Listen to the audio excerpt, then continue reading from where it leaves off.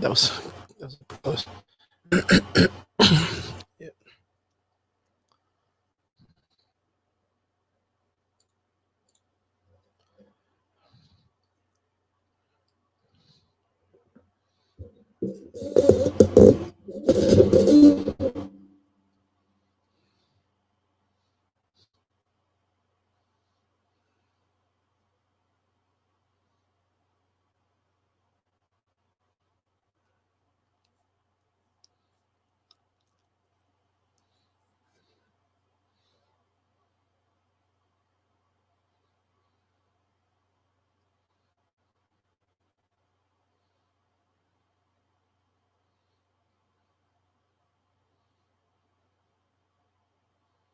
Boo.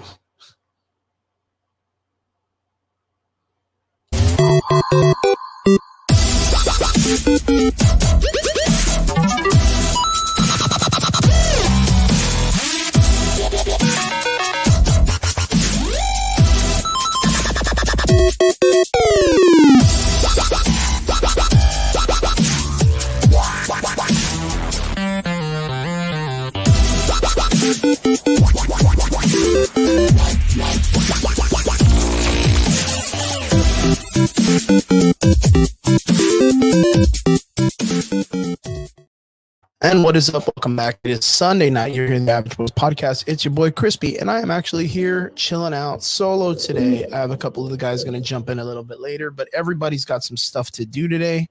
And yeah, it is what it is, and it's how it goes. It's not like the first time I've ever done a solo show. So how's it going? Welcome to Sunday night with the Average Boys podcast, and I hope you guys have a good time with me here tonight. And yeah, I hope everybody's doing good. Whoever's out there watching, I appreciate you guys for tuning in with us every Sunday.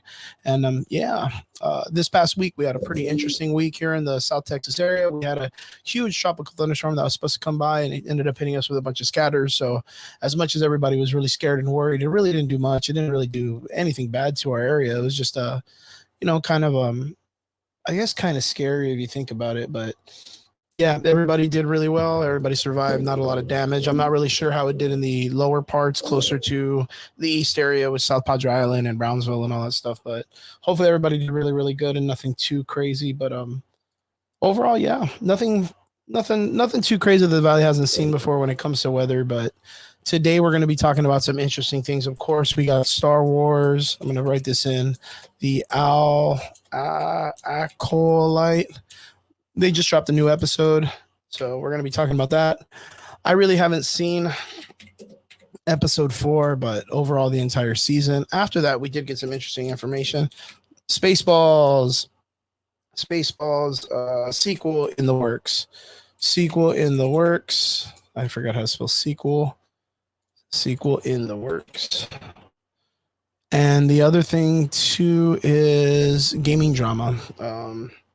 Yeah, we got some interesting information that's going to be coming off of that, which is very, very cool across the board. Oh, yeah, The Boys TV show. That's interesting, actually, because The Boys is something that I think is a great series, but there's been some talks about it recently in the upcoming days where people have been talking about it as more politically driven and all this stuff. But overall, the entire show has always been kind of politically driven, if I'm not mistaken. David, what are you doing? You're on the road, man. I told you to wait to get home. Look. I'm risking my life, guys. What's up, Ash? What's going on, David? How you doing, man? Chillaxing, bro. I'm heading back. I got some Taco P, bro. Huh? You got Taco P? Taco P, bro. I wanted Chili's, but we settled for Taco P. Nice. Well, I was gonna say, I barely started the show right now, so if you need to, go ahead and get home. And by the time you get there, I should be a little bit in. But we're going to be talking about some interesting stuff. I got, of course, the Acolyte show, Spaceballs, the sequel, and the Boys television show, right? Hey, wait. But before we do that, so how's the Red Room going, bro? So the studio's been pretty good, actually. This past week, my partner Caesar went in there and took down the stage. We had when you walk into the room towards the back of the building, there's a stage presence for bands that used to perform and all that stuff. It was a small private club area, right? He ended up taking that down because we're going to be building a cyclorama room, which is a void or an infinite wall, which for photography and stuff, when you take a photo, it makes it look like there's no crevices in the wall or no creases and stuff. That's really, really cool when it comes to photography and stuff. So we're going to be building that. And yeah, it was really sharp. So we did that, and we did some work. I did my first photography gig for a band called Los Tigres del Norte, Los Leones del Norte. Los Leones del Norte, which are some pretty good guys, and got some recommendations for some other bands that are going to be coming through and getting some photos done. So, other than that, we're already starting to write down like our first scripts and getting our ideas together for like our first set of films and all that stuff that we're going to be doing. So, not too bad, not too shabby. So, just been doing a lot of my due diligence when it comes to like watching videos on films and trying to understand studio work and stuff like that a little bit more. Are you still the busiest broke guy that I know, or what? What's up? Are you still the busiest broke guy that I know? Always. That's like my superpower, dude. I swear to God, it's my superpower. So, yeah, just trying my best to try to get it going and you know, just do our due diligence. So hopefully it works very good and all that stuff. So, yeah. Other than that, what about you, man? How's everything going for you this week? I mean, it's good. So I worked early today. I got it like at 6:30, and I told Ashley, you know what? Let's go to dinner. And my brother's like, hey, you want to help me move a couch? I mean, what do you do when your brother asks you to move a couch, bro? You know, like you got to show up with a muscle shirt, dude, and tell me you got more muscles and stuff. Yeah, no shit, bro. I was like, I'll be there. He's like, well, if you just got home, I said, no, it's cool. Like, we're gonna go out to eat anyways. Like, fuck it, you know. Very cool. Let's go chill mode, bro. What's it called? I've been getting ready for season 3 of the podcast. I'm reaching out to a couple of people that I want to do like some business interviews and stuff, you know. Mm-hmm. So that's the biggest take right now. Then I have a card show August 3rd in Corpus, and then a Wake and Break place on July 29th with Danny, and then that's going to be kind of my next 2 events coming up, bro. That's basically it, bro. Nice. I mean, that sounds like a busy week, man. It sounds like a busy couple months. Yeah, well, there's a partnership possibly being worked out right now, so we're working on some details and stuff. So I might have a new partner. So nice, dude. Yeah. Oh, that reminds me. Have you gotten any more news on the business that you were with, the brick and mortar, or like has he come through, or like are you already like kind of done with him? I think I'm kind of done with him. So like I drove by it the other day with Ash when we after Adam's basketball game, and it looks the same, bro. And I was like, you know what? I think I'm just gonna cash it out and just take the deposit back and stuff, get some of the money back, and just reinvest in something else, you know. Mm-hmm. So I think I'm just gonna say fuck it, bro. Because there's a couple of offices that I like, and there's a couple of like brick and mortars, but they're way out there, bro. Like on Conway and Palmview. I know Johnny's out there in Conway, and I would hate to be the guy to take Johnny's customers. I'm just kidding. Right. But I hate to be that guy. Yeah, no, I'm just fucking with Johnny. I mean, but it's out there, bro. Like for me to McAllen to Conway, like it's a good drive, you know. Like, and I'm already driving from where I'm at to Elsa for work, so it's already kind of like I don't want to be a road warrior, bro. It's not my thing. Yeah, no kidding, man. No kidding. And then with the prices of everything nowadays, gas is expensive, car fixing is expensive. Like, you know, everything's out the wazoo, man. Everything's like just off the radar. Facts, bro. What about that drone flight? I saw that you did a video for a drone inside. What about what? You posted a video with the drone. Yeah, so I had recently invested in a Pavo 20, which is a small drone. I don't have it with me, but roughly it's kind of like the size of this. Like just in general, it's maybe a little bit smaller than this, or actually just smaller than the Ducks, right? But 5 millimeters. It was awesome. It was me and just my friend Christella, a couple of people just there, just doing regular business during the week, early in the morning or afternoon. And I was like, you know what? I built this drone all together. Let me give it a test. And I decided to fly it indoors because that was during the weather that we were having that was like all raining and all that bad. So you can't fly drones out there like that. You'll ruin your shit. So yeah, I got to fly my drone indoors. It was the first time I've done it indoors, which gives you kind of like a limitation of your environment because you can't really go up too high. You can't just like punch and take off. Like you can't just zoom side to side. There's got to be a lot of control. So I got to do acro, fly it with like no limitations. It was really fun. It was really, really cool. Nice. But yeah, other than that, the reason why I'm trying to get that together is because we got a car show coming up that I'm going to be working with a guy named Ace Graphics. He gets to, you know, he's a sponsored photographer with Nikon, has a bunch of connections with On the Gas and all these other guys that are all YouTubers and stuff. And they invited me out to do some drone flying and some photography with them a while back when I was working with my last company. But since I'm not working with them anymore, I don't really got to, you know, be, you know, NDA'd to anybody. So I get to go out there and fucking do some cool shit that company didn't let me do. So yeah, other than that, it's been pretty good, man. It's been pretty sharp. It's been pretty fun. The drone building's been going pretty well. Shout out to the RGV FPV guys, and yeah, it's it's fun because it's like a new hobby, right? Like a lot of people don't really do it too much, and those that do it, they just pick up on it because they go and they buy like a DJI product or whatever, and they're like, "Whoa, look at me! I have a drone."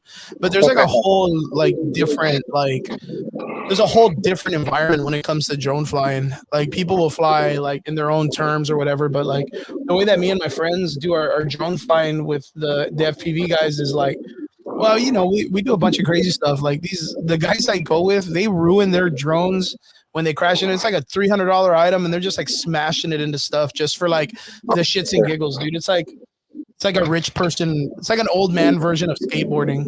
You just kind of find a spot and you're like, oh man, I could have ripped this spot. And then you just fly your drone and smash it into things. That's great. Let's go. So I'll pull up to the house. I'll join back here in a bit, bro. Give me like Alrighty. 5 minutes, and then I'll get on the desktop here, okay? Yeah. I'll see you in a little bit. I'll catch you in a bit, all right? Yes, sir. Later. All right.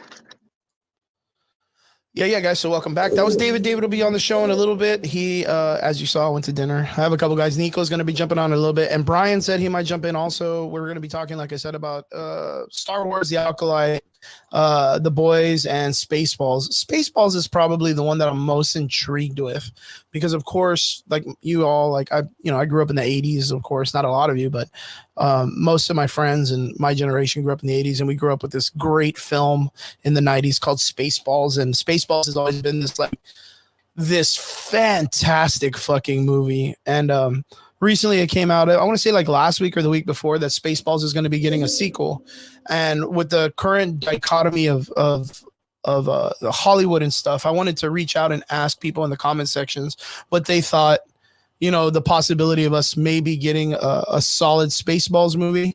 If not, what do you guys think in the current status of what we're going to get? The guy who's making the film, if I'm not mistaken, let me look it up real quick, just so I can have it. Spaceballs sequel. Here we go. I'll just pick it up from Jody. Is going to be Screen Square. Here we go. Screen share. Okay, so Spaceball sequel in development at Amazon MGM with Josh Gad, starring Mel Brooks as the producer. So first off, if I'm not mistaken, this guy Josh Gad is the guy who made Strays. Yeah, that was the movie that had like a bunch of dogs. I remember one of my friends, Rob Biggie, of course, was out there telling out everybody it was like one of the greatest films or whatever. So, yeah, like I said, this guy's the guy that's going to be creating it, but it kind of worries me, right? Because like the current economy of films, Amazon is one of those companies that for the last several years, you've been hearing it in every aspect. What happened with Lord of the Rings, the political satire that's being pushed across by The Boys recently, which is a lot more than the comic books. But of course, it's by, people that are the creatives and behind the creative teams that are trying to push some of their moralities or some of their beliefs and whatnot. And they're using these parts or these series or these productions as some type of like tool or movement to push across ideologies and stuff, which, I mean, sometimes it's fun when it's a satire, but sometimes it's ruined when it's like kind of forced down your throat to kind of like or whatever. We've all been huge fans of course, South Park in the last several years. South Park has always been this kind of group, the Mark Trey and the other guy, or I forgot their names. I know it's some Trey guy, some other dude, but they've always been pretty solid when it comes to, I guess, like letting people know how they feel about how they're handling things. Of course, the last one was, of course, like the way that they attacked Kathleen Kennedy and Marvel and all this other stuff when it came to the DEI impressions and stuff like that when it comes to their productions and stuff. But yeah, overall, I don't know how a Spaceball film works nowadays.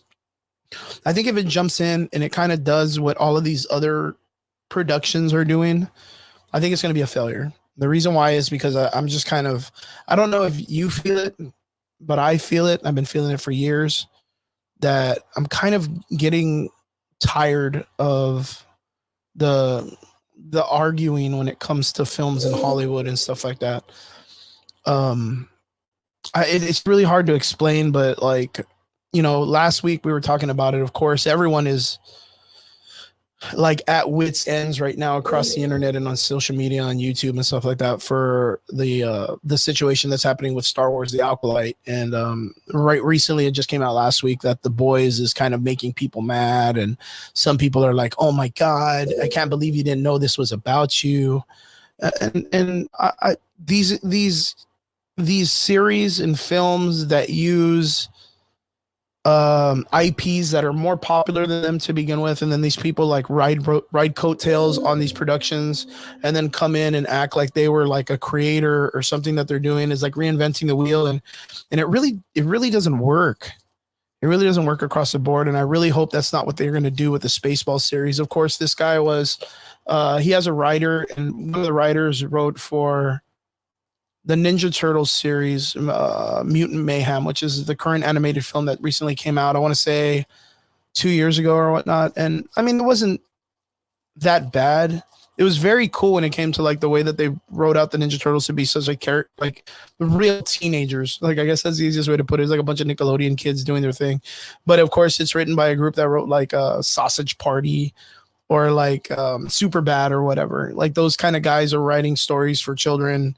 And their the perverseness of like their vocabularies and stuff like that, it goes across the board. It kind of doesn't end up being for children. It kind of ends up being for like young adults to maybe older teenagers. But Mutant Mayhem wasn't all that bad, but it wasn't really like a big seller either.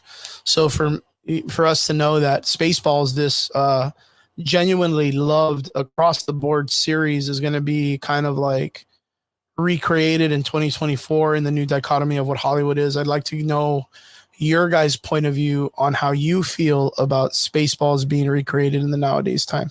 So I'm going to put that up for right now. Maybe we get a couple people. Let me go ahead and read off of this Variety magazine. A Spaceballs sequel is in development at Amazon MGM Studios with Josh Gad is set to star and will produce alongside Mel Brooks. That's good. Mel Brooks is coming back, the original creator. Josh Greenbaum will direct the film from a screenplay by Benji Schmidt, Summit, Dan Henderson, and Gad, while Kevin Salter will executive produce. The project is in early stages and the plot details are being kept under wraps. Amazon declines to comment. Writing duo Schmidt and Hernandez are best known for their works as screenwriters for Teenage Mutant Ninja Turtles, Mutant Mayhem, which we talked about earlier, and Pokemon Detective Pikachu, which was really, really good. I really, really enjoyed Detective Pikachu. I thought that was a great film, including Addams Family 2 and the upcoming Plus Lucas special Lego Star Wars Rebuild the Galaxy. Whew, that's not something people want to hear right now. But the original 1987 MGM film Spaceballs starred Bill Pullman as Lone Star, John Candy as Barf, Daphne Zuniga as Princess Vespa, Rick Moranis, of course, Rick Moranis, which I really think and I hope that if they're going to do a sequel, they in some way bring in Rick Moranis. That would be so cool. As Lord Dark Helmet, and Brooks as President Scroob and Yogurt. The space opera is a parody of both Star Wars franchises and the popular sci-fi franchise like Star Trek and Aliens. I didn't really see that reference, but okay. All right. David, good to see you, my man. Hi. What's up? I'm going to try to stream it to the audience real quick. Hold on. Oh, you're okay. Go ahead. I'm just reading off the Variety article that they wrote about the Spaceball sequel. So we'll talk about that right now. Bro. Yeah, I know. Spaceballs, bro. I know. Hold on. Let me read this off. So Gad, best known for his works on Broadway's in The Book of Mormon and as the voice of the lovable snowman Olaf in Frozen franchise, is next set to make his directional debut with Chris Farley's biopic starring Paul Walter Harris as the iconic comedian. Both most recently starred alongside his Book of Mormon co-star Andrew Rannells in Gutenberg, the musical on Broadway. This isn't Brooks' first time revisiting a classic comedy in recent years. In 2023, he wrote and produced The History of the World Part 2, a follow-up to the 1981 Part 1 book. Brooks, one of the entertainers to boast prestige EGOT status, directed and starred in films such as Blazing Saddles, Young Frankenstein, and Robin Hood Men in Tights. He also was honored as his Career Achievement Award at the 1984 annual Peabody Awards earlier this month. Okay, I'll stop there. But David, It's good to have you back on the show, man. I'm glad you made it home safely. I freak out when people do like stuff on the road and stuff. But You're telling me Ashley was driving. I could have died. I could have died. I could have died. Or what's that fucking video? Yeah, man. So, how do you feel? How do you roughly feel when it comes to realizing and knowing that there's going to be a Spaceballs sequel? I mean, this has probably been something that we've talked about since we were like children, right? Everybody's kind of wondered this along the board, right? So my brothers, bro. Shout out to my brothers, to Mike and Julio. I know they ain't watching because they got better things to do, right? But, bro, they had me fucking watching Spaceballs like when I was fucking at the age you weren't supposed to, and I fucking love those movies, bro. It's great, man. Jokes that I had no idea, bro, like what the actual context was, you know? It's funny. So, but I mean, I'm looking forward to it. I know it was a Mel Brooks movie in the beginning. I mean, my biggest thing, bro, and I don't want to take the podcast sideways so fast, is I hope they stay to the, you know, the good comedy and they don't try to deter from anything. You know what I mean? Well, yeah, that's kind of like the talking point, right? Because that's what I was wanting to kind of like ask people when it came to this. Because yes, like Spaceballs is like a beloved IP, and to know that they're gonna at least do some type of sequel is something kind of cool and nice to hear that they're doing.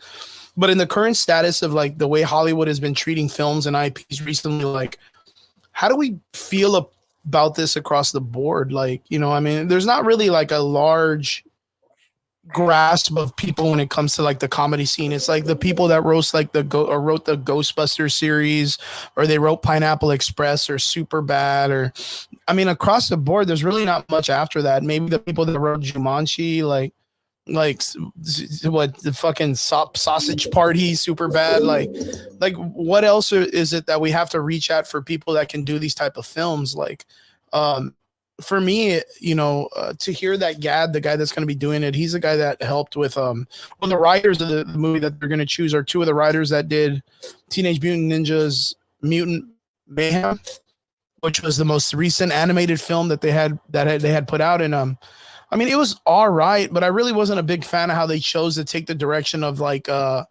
some of the organics of the Ninja Turtles, or the, you know, the freedoms that they took to change the series, right? Which was like all of a sudden it's like, you know, Master Splinter's like this Jewish guy that learned karate by watching or reading books and like just all this weird shit. When originally it was, you know, the what is it? The typical template for like a martial arts film is like the mouse was raised by a Japanese master in Japan and learned karate off of just watching. Like, it was really cool. Like, I don't know if you remember the old school the first film when they showed like the mouse like doing stupid shit, like the master was doing it, and you're kind of like, okay, I guess that makes sense. But you're gonna go off and do the new one and be like, oh, the mouse is, since he's in New York, he's like this weird 80s like Jewish Hebrew guy that like, oh, hey boys, how's it going, boy? Like, just weird. Like, I don't know, it kind of didn't make sense to me. But like, knowing that those guys and that comedy that they're sticking to is the one that they're going to be going into the Spaceballs film, like, I don't know, man. And then of course, like, I think with the current status of how the world is politically, there's a lot of comedy that you can grab from. But definitely. I just don't know how it plays out, man. I don't know how it plays out. I'm kind of worried, to tell you the truth. And then knowing that it's Amazon and what they did with I mean, if they're gonna fuck up the Lord of the Rings and not give a shit, like, you can imagine Spaceballs, they'll take that shit to their graves, man. I know, bro, because they did pretty good with Invincible. That's a pretty dirty IP there, bro. Yeah, I mean, and not only that, that's a good point, because that's what Seth Rogen, right? That's one of the guys that wrote Pineapple Express. Yeah. So like, to know that he was able to like take care of that was, you know, pretty good. Plus, and it's also the guy that did The Walking Dead, right? I think so. But I mean, bro, Spaceballs, the fucking Mega Maid, fucking, that shit is great, bro. She's gone from suck to blow. Yeah, I mean, it would be, I mean, right now in our current status in Hollywood, I think a really strong comedy would be great. But like, not like that gross comedy. Mm-hmm. And that's the problem, like, is like, that's the comedy that's comedy? Yeah, like, you know what I mean? Like the really kind of like family oriented comedy, I kind of feel is like, it's important nowadays. And I don't know if that reigns in the same aspect as the way it was when we talked about a while back about like the golden age of comics. Like if we've reached a part where we just can't do your basic like wham bam, you know, thank you person, you know, and then stands in the shadow or in the light of the sun and does like the typical stuff. I don't know if it's gotten to a point where we have to have superheroes that are like the boys or like Invincible, where it's like super bloody, super violent, super perverted, like where it makes it to where like, oh man, I wish I was like that dude, because I would bang a bunch of hookers and fly off into the sunset and save a cat or whatever. And it's like, well, I don't know if you understand this idea of what being a person of like a hero should be.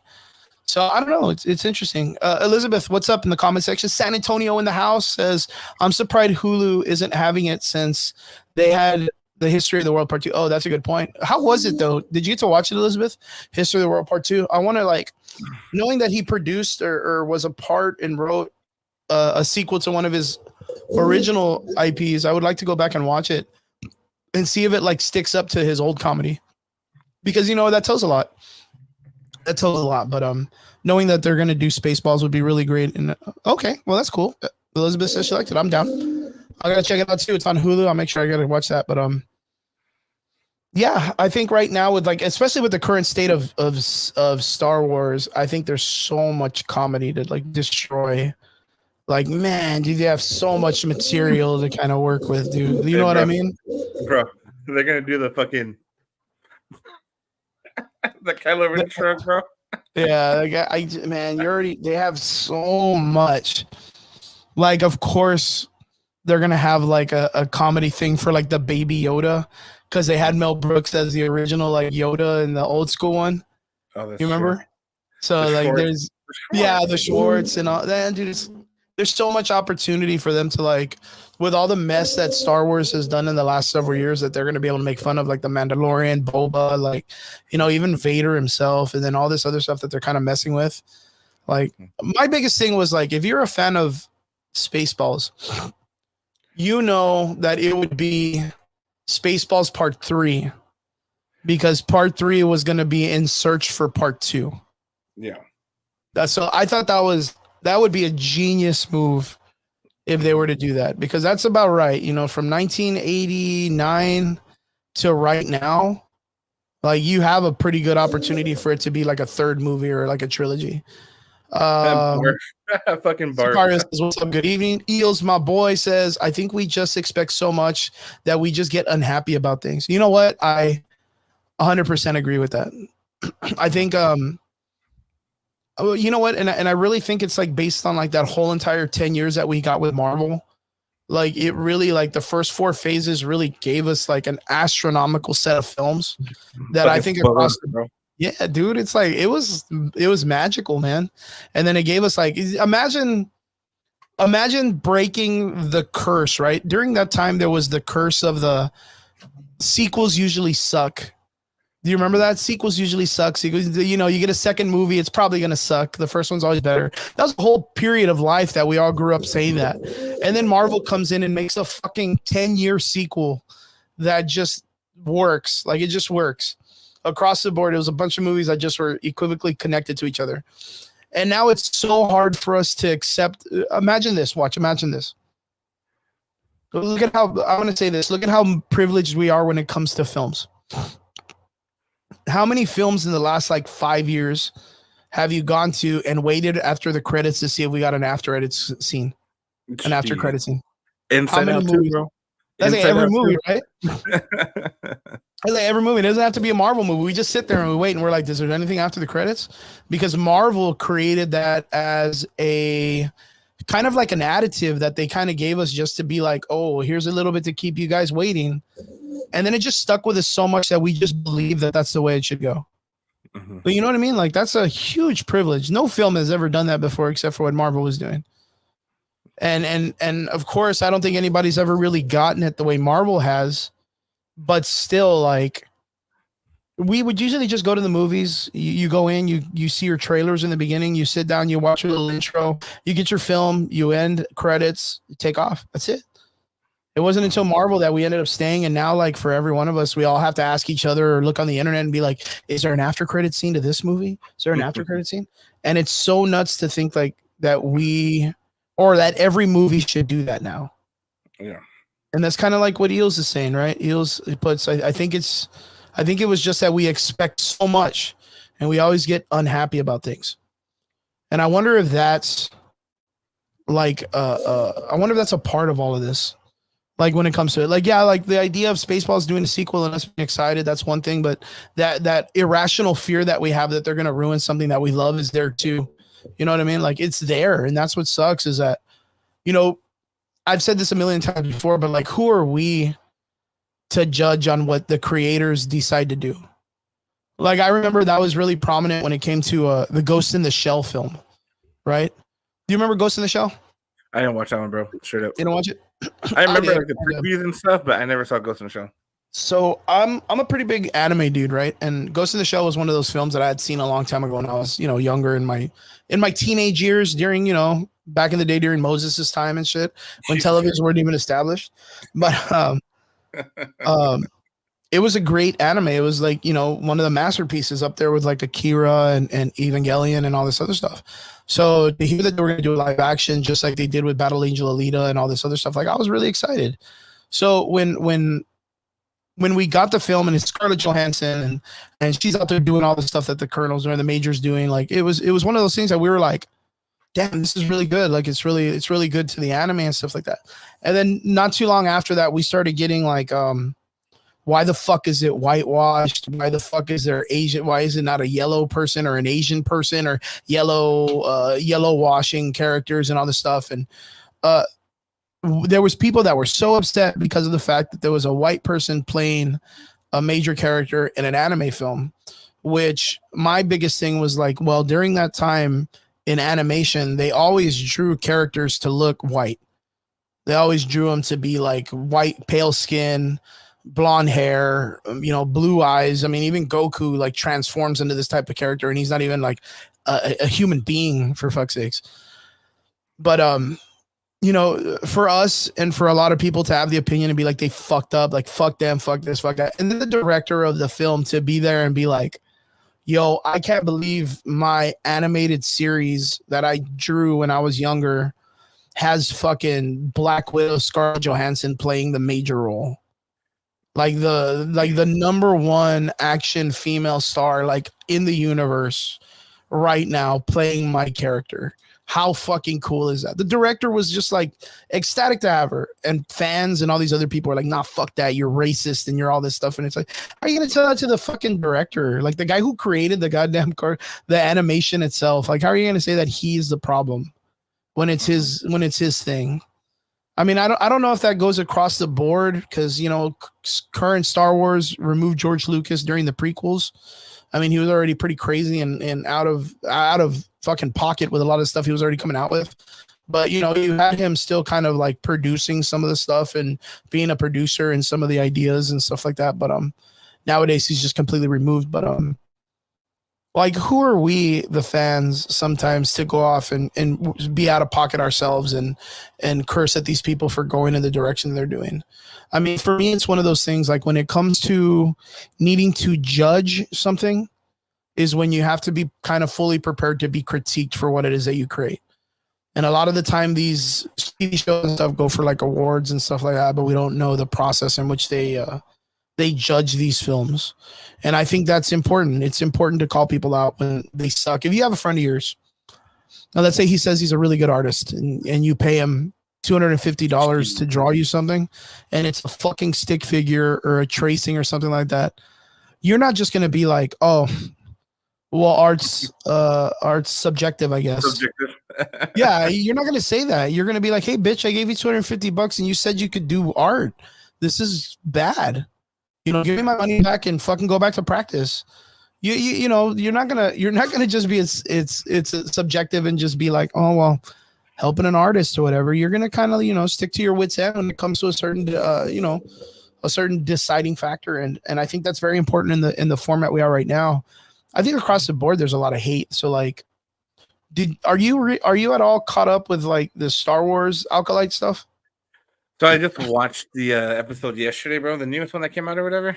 Oh, okay. And I mean, I thought it was, I mean, It's like what you, me, and Brian were talking about, bro. I mean, it doesn't have that rewatch value, and I think that's a big thing that Brian said that I was like, oh my god, that's fucking true. But it just gets more confusing, bro. Like, did you see it or no? Yeah, I caught up with it yesterday, but I couldn't. I'm not gonna lie. I'm gonna be just straight honest. Is I couldn't keep my attention.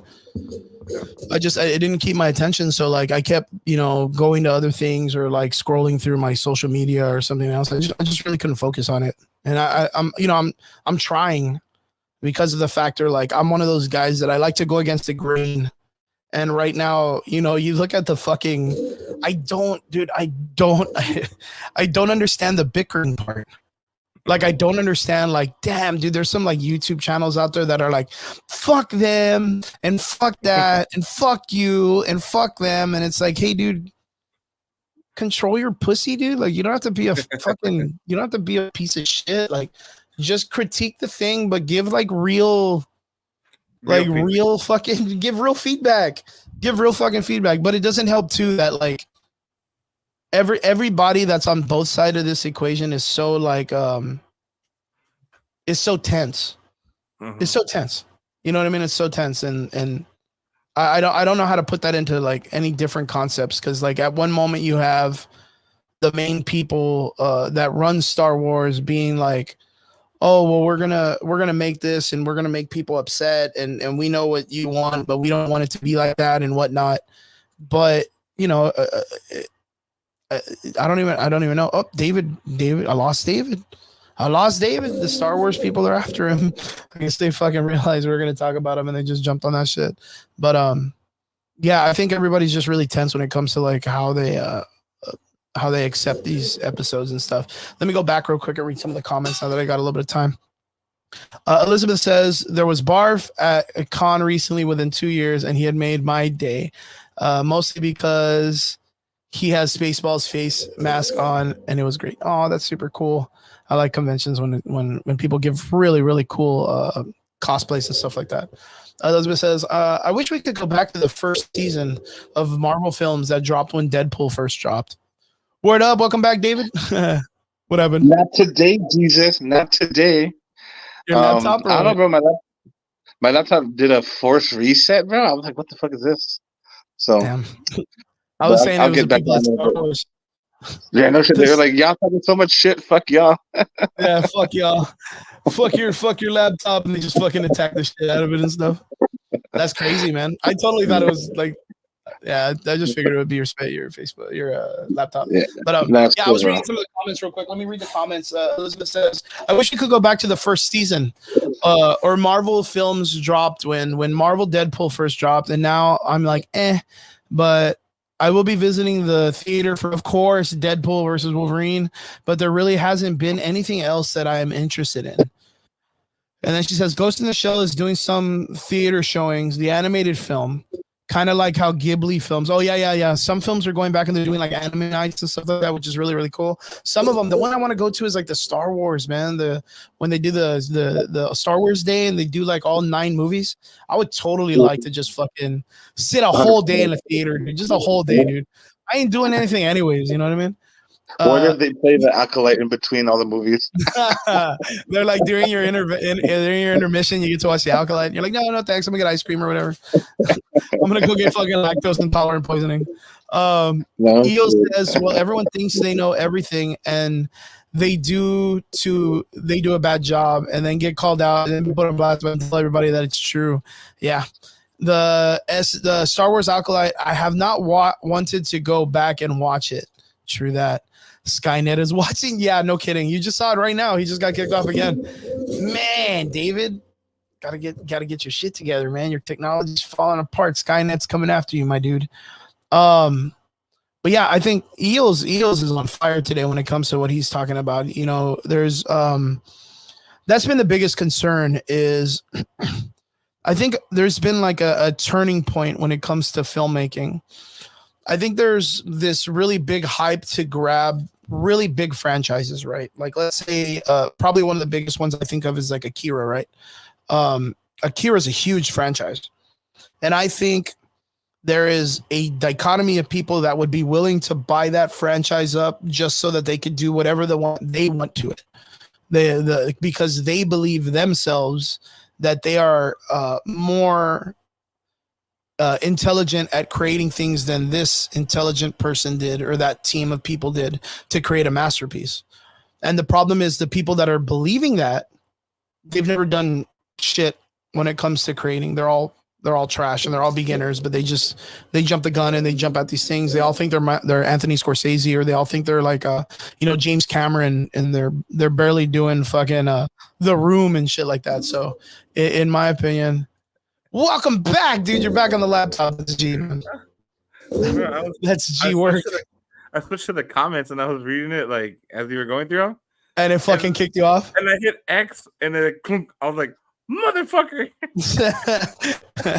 Elizabeth put Skynet is watching. Skynet. That's funny.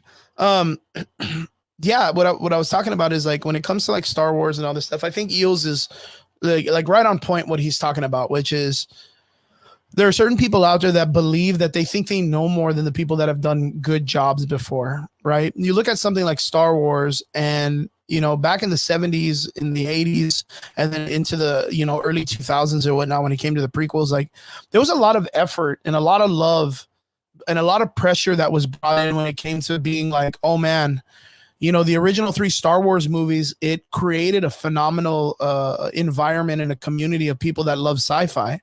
You know what I mean? And then when they made their return for the prequels, there was a big shoes to fill.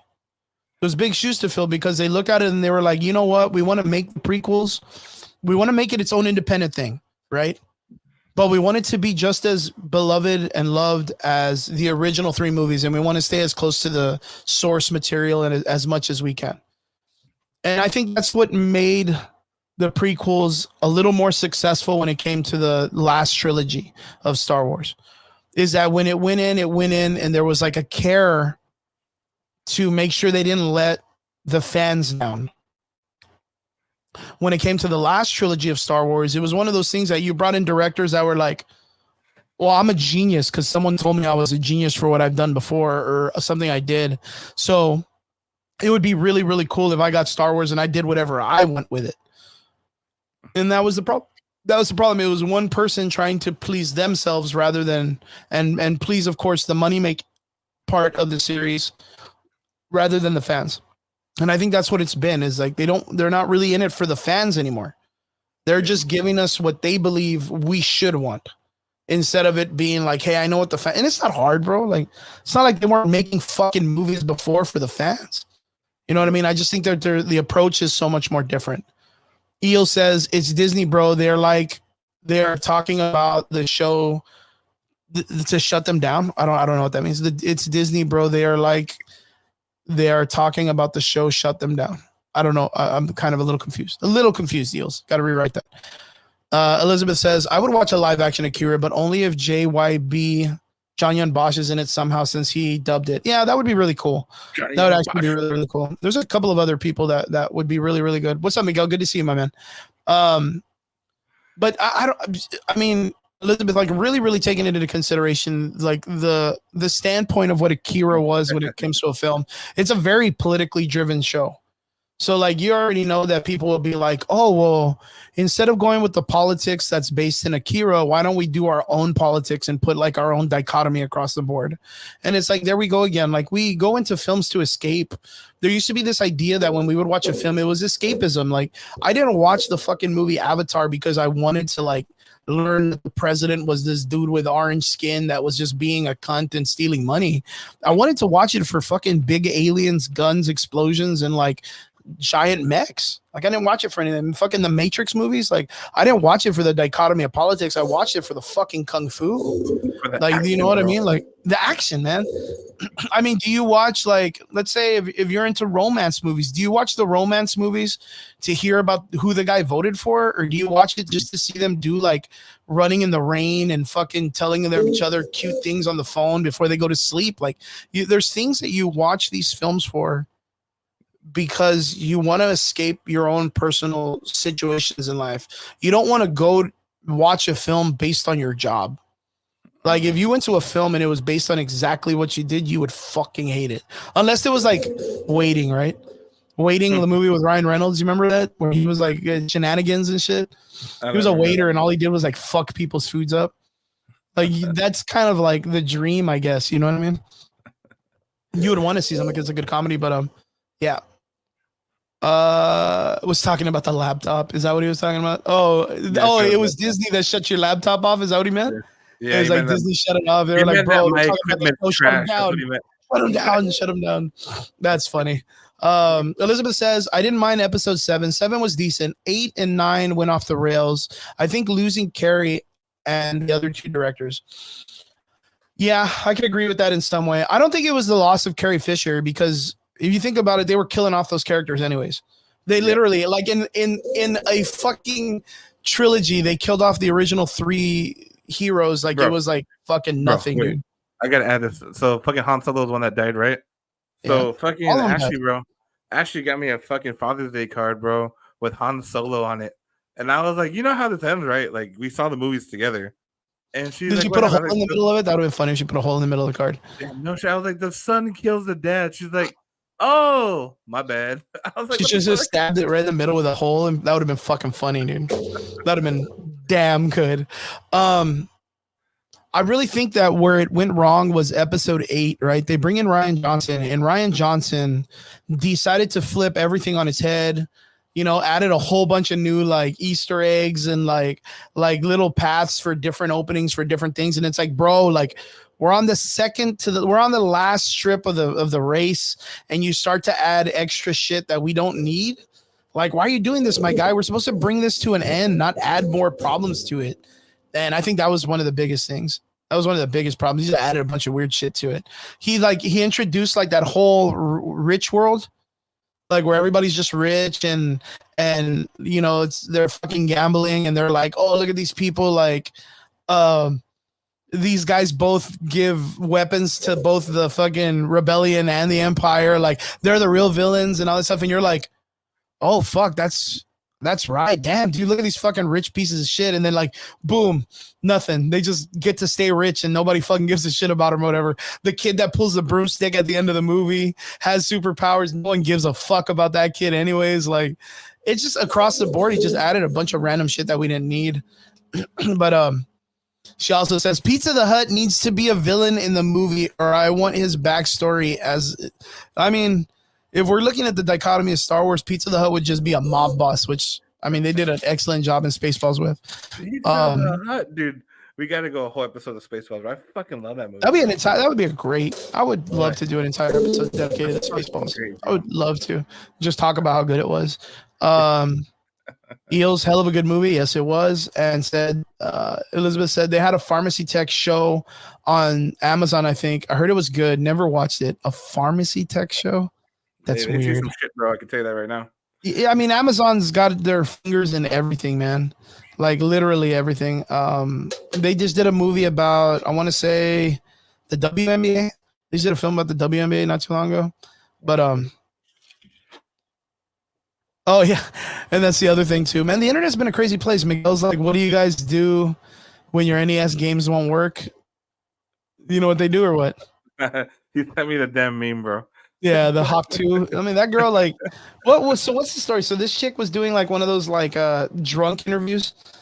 Yeah. And she went off and said that you gotta just like, to keep a man happy, you gotta just like spit on his cock or whatever the fuck, right? Yo, this chick was like a school teacher, and I think she got fired for the internet, right? And now she has like a whole entire merch shop and like all this stuff of the Hawk 2 movement. Like, can you imagine that's all it took to become internet famous? Like, that's the skill base that you need. Me and David, of course, we know people across the board that are always trying to figure out like the algorithm and branding on how to be famous.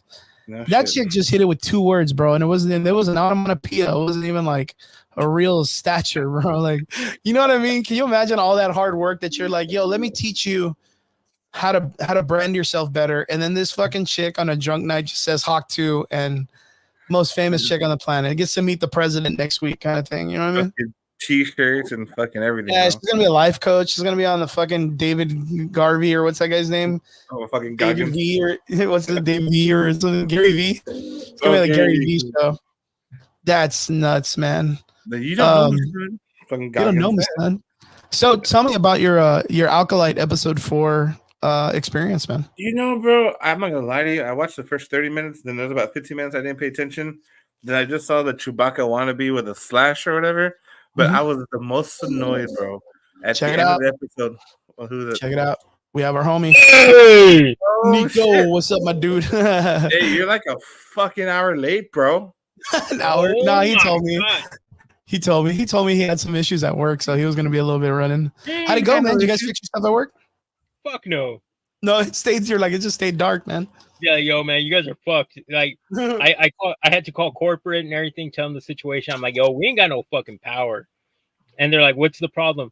I'm like, look, I already went, I popped the breakers, checked them, turned them back on, and it lasted like 3 minutes, and it fucking went back out. And they're like, oh, well, what's the issue? And I'm like, it's the air conditioning unit. And they're like, are you serious? I'm like, yeah. And they're like, what unit is it? And I tell them the unit number. And they're like, okay, we need to send somebody out there to check, right? Well, it's fucking Sunday. Nobody wants to be working on a Sunday. Yeah, nobody like, works on Sunday. yeah. So they're like, oh, your best bet's probably just going to be probably tomorrow, maybe after 8 a.m. I was like, wow, okay. You could have just told me this and I would have saved so much time. Like, so.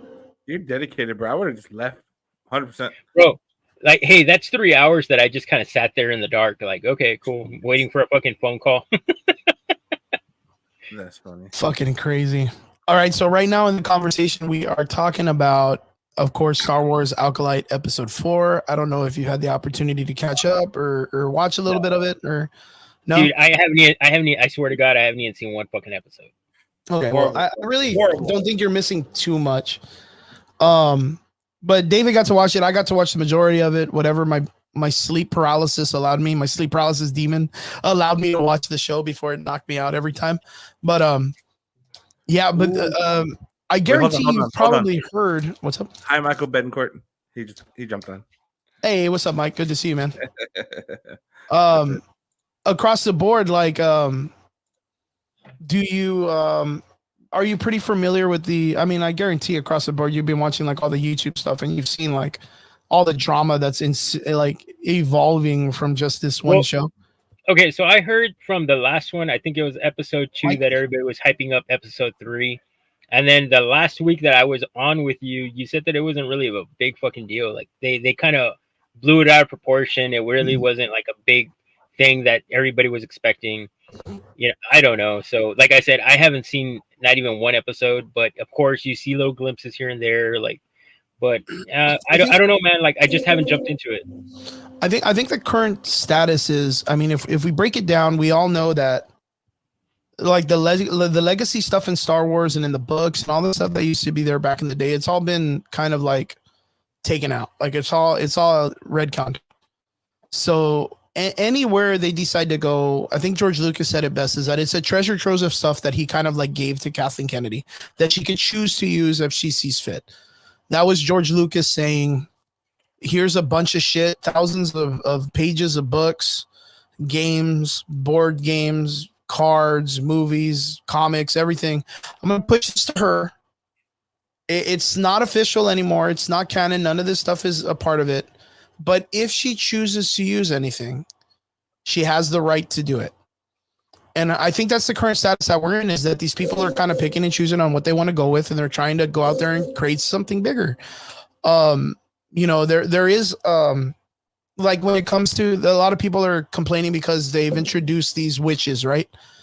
It's not something too far-fetched that are like the witches that were established in the sisters, right? The Dark Sisters, or what are they called?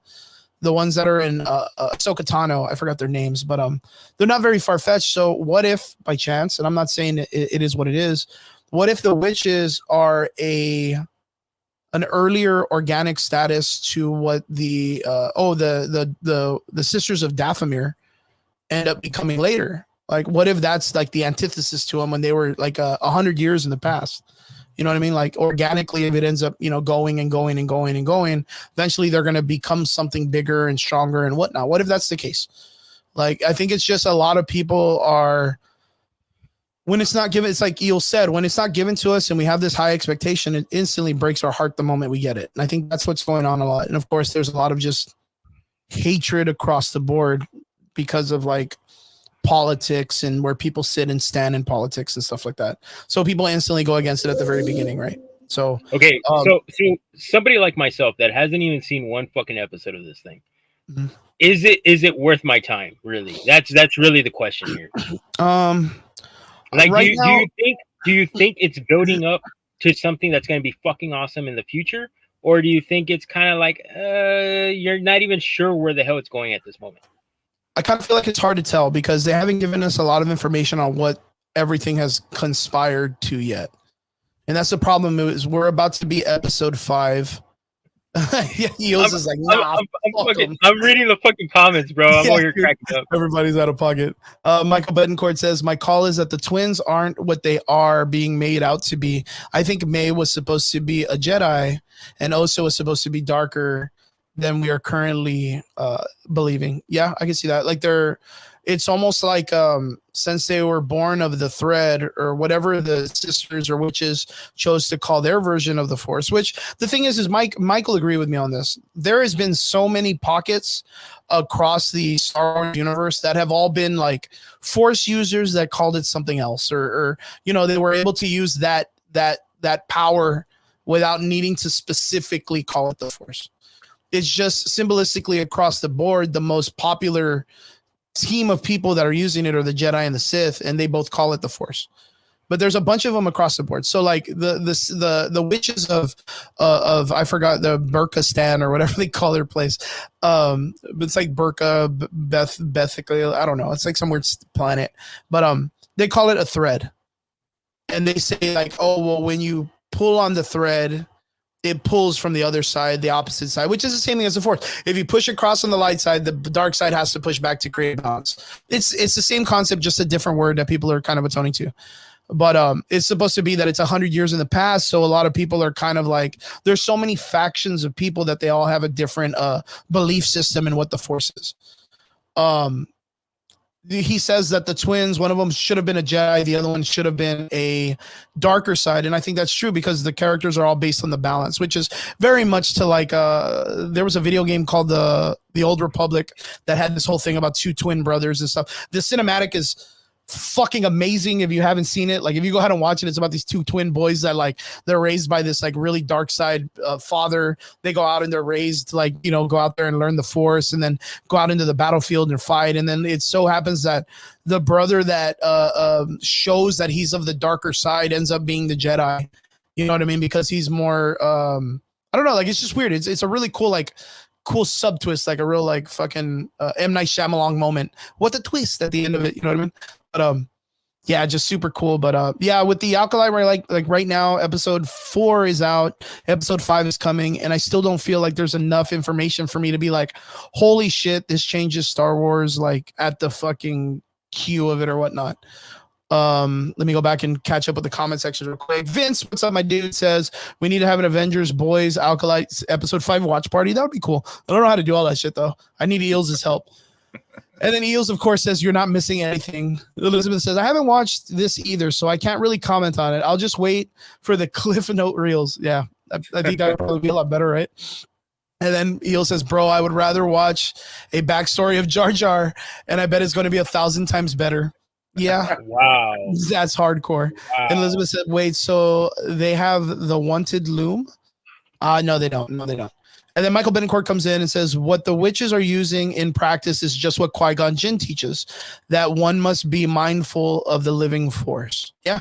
You see, that's the thing. Like, it's just like how people across the boards, like religious sects, how they kind of interpret their own variation of religion. Like, you know how like Christianity's like God, but we have like Islam, we have Mormons, we have Buddhists, and everybody kind of has like that one centrifugal meaning that's like the true meaning of what it is you're doing. But like there's so many religions across the board. That's kind of what the dichotomy of Star Wars is when it comes to the Force and Jedis and stuff. Oh yeah, Neil says, but it's not the Old Republic, it's Disney. Nice. And then Vince says, I need to catch up on the shows and movies. I haven't seen Dune 2. I haven't seen Dune 2, but it's amazing. And Elizabeth says, the thread loom, my joke failed. It's funny. And Neil says, I have to say one thing. This show has the fans base so divided.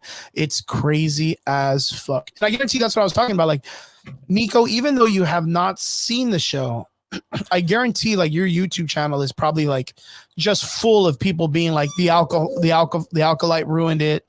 Adam Steinberg is crazier than fucking a bag of dicks, or I don't know, like just a bunch of crazy stuff. Like, what have you heard on the outside about this show so far? Okay, so from the outside, all I've gotten really was like, okay, so you know when you're watching fucking YouTube videos and all of a sudden you get those stupid ads popping up? Yeah. Okay, dude, they're advertising the shit out of it. I don't know if it's just me or they're just fucking like really fucking putting money into the like investment and advertisement of this fucking show, or it's just one of those things where they're listening to me through the mic and they're like, yeah, this motherfucker needs to watch this shit, and they're just pushing it at me. But every fucking ad is about the fucking Alkalite.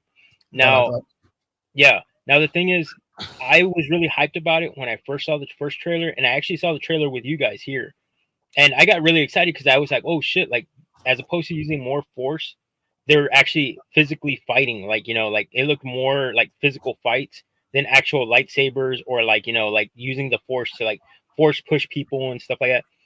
So I got really excited about it because I thought it was gonna be something completely new, something completely different. But from what I'm reading on the comments, because dude, every time I come in, I'm reading comments, and everyone's telling me I'm not missing shit. So now I'm kind of like, do I really want to watch it? Yeah, like I mean, yeah, the boys, dude, the boys is out there. So, yeah, I don't really feel like there's much here missing, at least not yet. And the thing is I wonder if David, you can quote me on this, and Michael Bencourt, you can catch me on this too.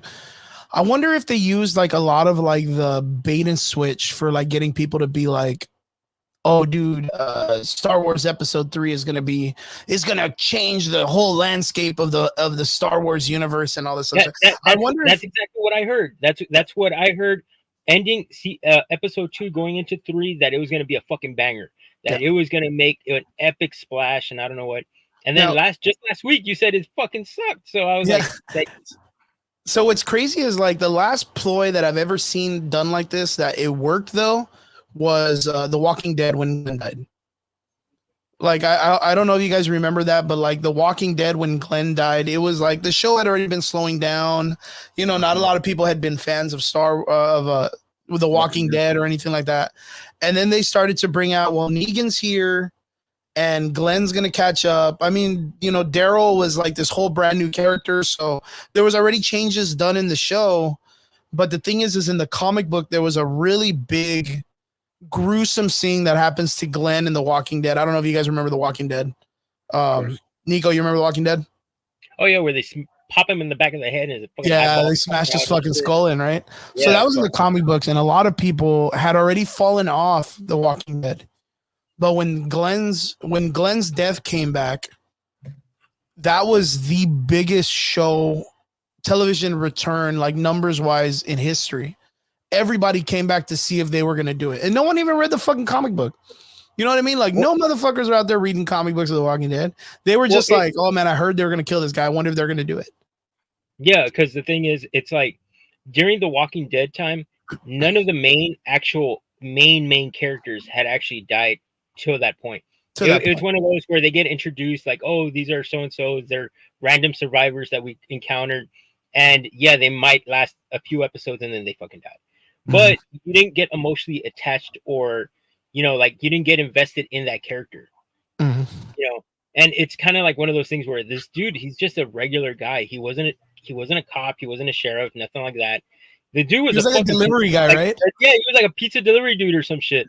Yeah. Like, and then everybody fucking loved this guy. And then it's like the whole like she loves him, blah blah blah bullshit. And then all of a sudden they pop him in the back of the fucking head and his eyeball pops out. And it's like, holy shit, they actually killed a main character in this shit. And I think that's where everybody got sucked back in. Like, wait, who died? And then it's like, you know, when people, the ones who are true fans, they keep watching it, and the ones who kind of slowly fade off, they told their friends like, hey, dude, you remember that show, The Zombies? You remember the delivery guy, the Asian dude? Dude, they killed him. No way. And then sure enough, they got sucked back into the show. Well, the and thing then is I think that's how it starts off, right? Is that because a lot of people, like I said, they don't read the reference to the source material. But the thing in the source material is we all knew that Glenn's death was like a big turning point in the comic books. Yeah. Like we all knew that that was what solidifies Negan as a villain, is that he literally, and the way it pops off is the only thing different is the redhead guy, right? The redhead guy dies first. And I think something happens there, but I don't think it was that guy. I think he was the only one that died, or I don't even know. I can't remember. But then it goes to Glenn, and Glenn gets his fucking head bashed in, his eyeballs hanging out the same way it did in the fucking film, same way it did in the live action. And then the whole Maggie, I'll find you, or whatever the fuck, like all of that shit was in the comic books. So Dude, like, I'm reading the comments again. Oh my god, yes, they were competing with Sons of Anarchy. Did you guys ever watch that show? Yeah, Sons of Anarchy. Oh my god, yo, I'm sorry, but the one that got me the worst, Opie. Opie's death was something ridiculous. Oh yeah, for the Sons of Anarchy show. Yeah. Going back a little bit, I wanted to read this real quick. Michael Betancourt talking about your ads thing. Ad buys are larger than usual for Disney as they have to compete with Cinemax and the House of Dragon season 2. The next idea of Star Wars movie. Oh, Vince. Oh, okay. Now that they said that, I've never seen the Star Wars, the Acolyte thing, and I've never seen House of Dragons. Would I be better off seeing House of Dragons? I mean, if you are already a fan of it, I would totally understand. I think David's gonna go do some stuff real quick. He might jump back on, but he might not be feeling well. So, okay. But I mean, did you get to watch the House of Dragons the first time and stuff like that? No, dude, I haven't seen one episode. Game of Thrones or anything like that? Oh, Game of Thrones, yes, I've seen that. I feel like if you're already a fan of Game of Thrones and stuff like that, like the House of Dragons and all that stuff kind of goes right down your alley. And I don't think they're going to change it much because that show was already created with like, it's kind of like The Boys or like all this other stuff where there's a gratuitous amounts of like violence and sex and all this other stuff that they already pushed the envelope far enough that they really can't really go too far. 956 Jedis, dude, that'd be funny. Cud Jedi. House of Dragons is solid. Michael Betancourt says that's awesome. But I feel like since it was already established through the show, like on HBO Max or wherever it's at, you already understand the format of the show. And I think that's been the problem with Star Wars is that the Star Wars format changed from the originals from being like an Indiana Jones adventure story, very like homely, very very Goonies. There was something about it that the way it's written is very family oriented.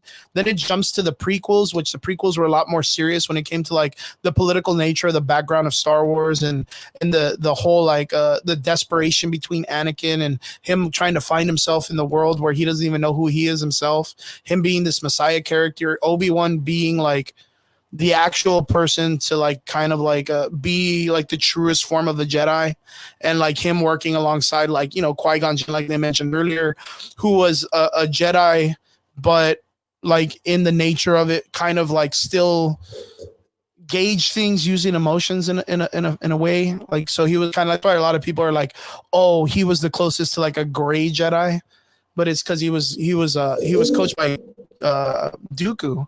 And Dooku was this guy that was very open-minded to a lot of like the darker side of the Force and stuff. That's why he ended up changing sides and stuff. And it wasn't even based on it being dark side. He just changed because he's crazy.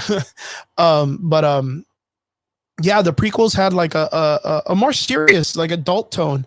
It almost like it changed with the fan base. If you were a child during the Star Wars movies when they first came out, then when the prequels came out, it was like you should be at the age to understand that, you know, we can add a little bit more of the political standards and all that other stuff. It was super good. We got another guest coming in. We got Brian. Brian, what is up, my dude? Yo, what's going on? Yo, what's up, brother? What's up? It's good to see you. Good to hear from you. Good to hear from you. We are here. I'm here with Nico. David was on. David had to get off real quick, but he might come back on in a bit. But yeah, we are right now talking about the Acolyte season 4 and how it's going across the board. So for me, I saw the show, but Nico hasn't seen it yet. David did, but he got to get off right now. But Brian, have you got to see episode 4? And what is your take on it? I did get a chance to see the new episode. Actually, let's do this right here. All right. Yeah. So I did see the episode. I thought it was cool.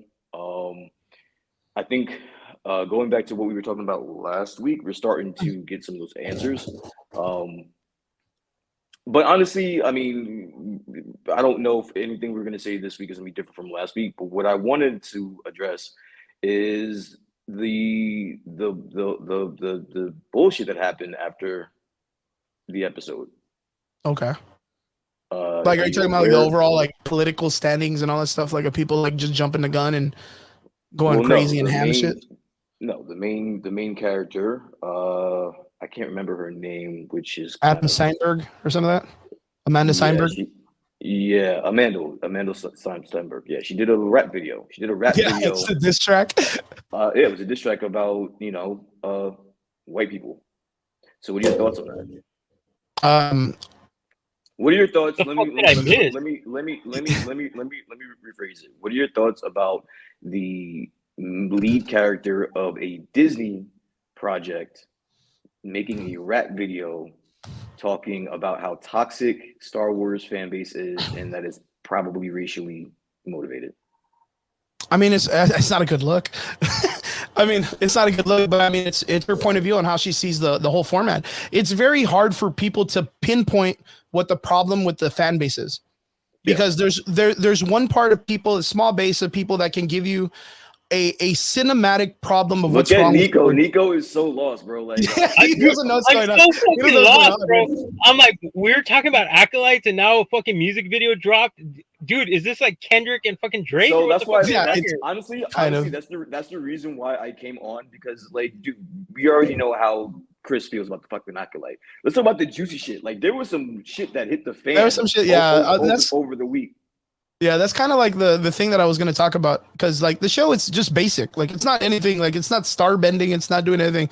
But the shit that's coming off after the show airs, like every week, man, dude, it's weird. It's super weird. Can we revisit the question that I had 2 weeks ago when we were talking about, is Star Wars fan base toxic? Are we? Right now, 100%. Everything across the board is toxic with it. This is like, this one is like, but then again, it's like it's like what is it like? They're fucking poking the hornets. That's the same thing that She-Hulk did when they were like, oh, well, we didn't make the series because we wanted to honor the She-Hulk. We wanted to make it to make fun of the people we don't like. And it's like, bro, it's a show. Like, just make the show and go from there. It's not meta if you're going to poke people for making fun of your show shitting. Like, you know what I mean? It's very weird. And that's why I say it's very hard to pinpoint what the problem is because, look, watch, 100%.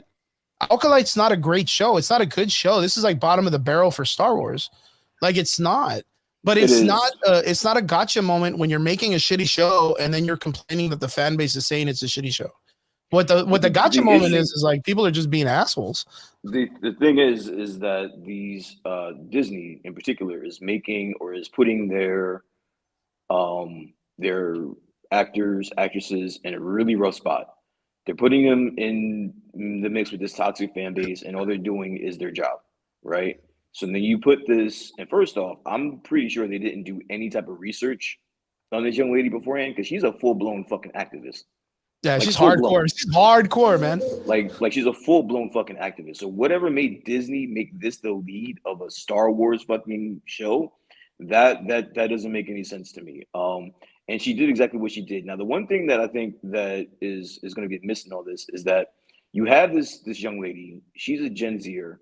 I don't know if you guys are aware, but the Gen Z generation, they don't give a fuck, bro. No, they don't give a fuck. They don't have the same worries that we did growing up, and they were raised by different shit than we were. So when they see something wrong, or when they see or they feel wrong, they're going to make it known. They're going to make their voices heard, in a way that they grew up with technology. So this isn't something that, if you look back at it, it didn't come out the blue. Like this was a perfect storm as to why we got here. Yeah, 100% agree. It's just really weird. Like I know this person, like she kind of grew up on like the nicer side of the suburbs, I guess you could say. So like this ideal of like how she's claiming like oppression and all this other stuff. I don't know if she's speaking like specifically based on other people's experiences and cultures, or like if she's kind of like claiming on her own experiences in life, which we don't understand. I don't think that's fair, because we don't know her story. Yeah, that's I know what I'm for saying. a fact. I know for a fact you don't know anything about her. So to say that she grew up in a suburb, who knows that? Who Well, knows I where she mean, no, grew up? I'm I just don't. saying, like, I mean, she grew up probably in a better life than we all did. How do you Like, know that? I mean, I wasn't a part of the Hunger Games when I was a baby, but I guarantee I'd have the cash if I was. I'd have a way better life than what I do right now if I did the Hunger Games when I was 10. You know what I mean? If I was already in Hollywood and stuff like that. But I mean, I don't know. I don't think Yeah, that. that's what I'm saying. Like, I I don't don't think that. know. That's what I'm saying. Like, Regardless, I don't know if I don't she's think that's a creating fair. this. I don't think that's a fair angle to one's plight, to one's struggle, to one's. It doesn't matter what the fuck. Oh, How she that's grew yeah. up. That's just like that's what I If said. she Like, it's if she has an issue with the social climate, then that's her right.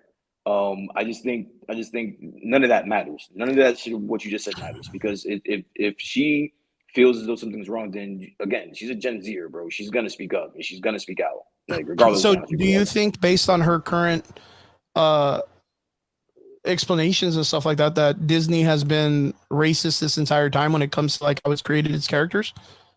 Her problem isn't with Disney. Her problem is with the fan Well, base. okay, well, let's say the fan base. Let's say the fan base that the majority of the reason why people are complaining about the show is based on racism. Like, is that what you think? Is that what you feel? That's not what I feel. That's what she said. It doesn't matter what I feel. Again, this is her point of view. This is her how she feels. What I feel, I don't. It doesn't matter in this conversation. We're talking about how she feels, how she expressed herself, and how do you feel? How do you feel about the way she expressed herself? Do I feel that the fan base is racist? I'm pretty sure there's a small part Like a of percentage that. or something, right? Like some There's a haters small and shit. percentage in that. But again, I don't think I'm in any position to say how she feels.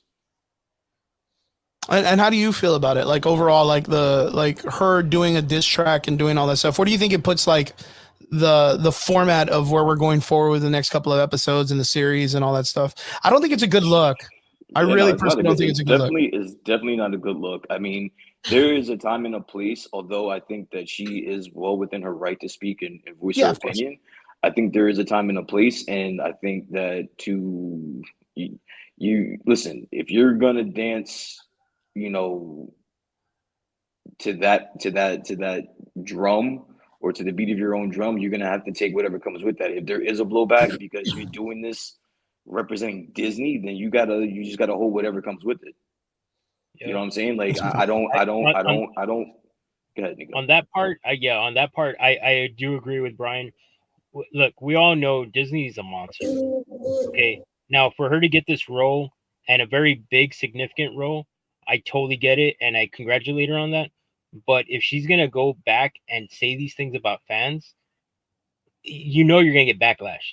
And then on top of that, we don't know how Disney's gonna see this. You know, they could take it the wrong way, and it's like Brian said, like, hey, you got to be prepared.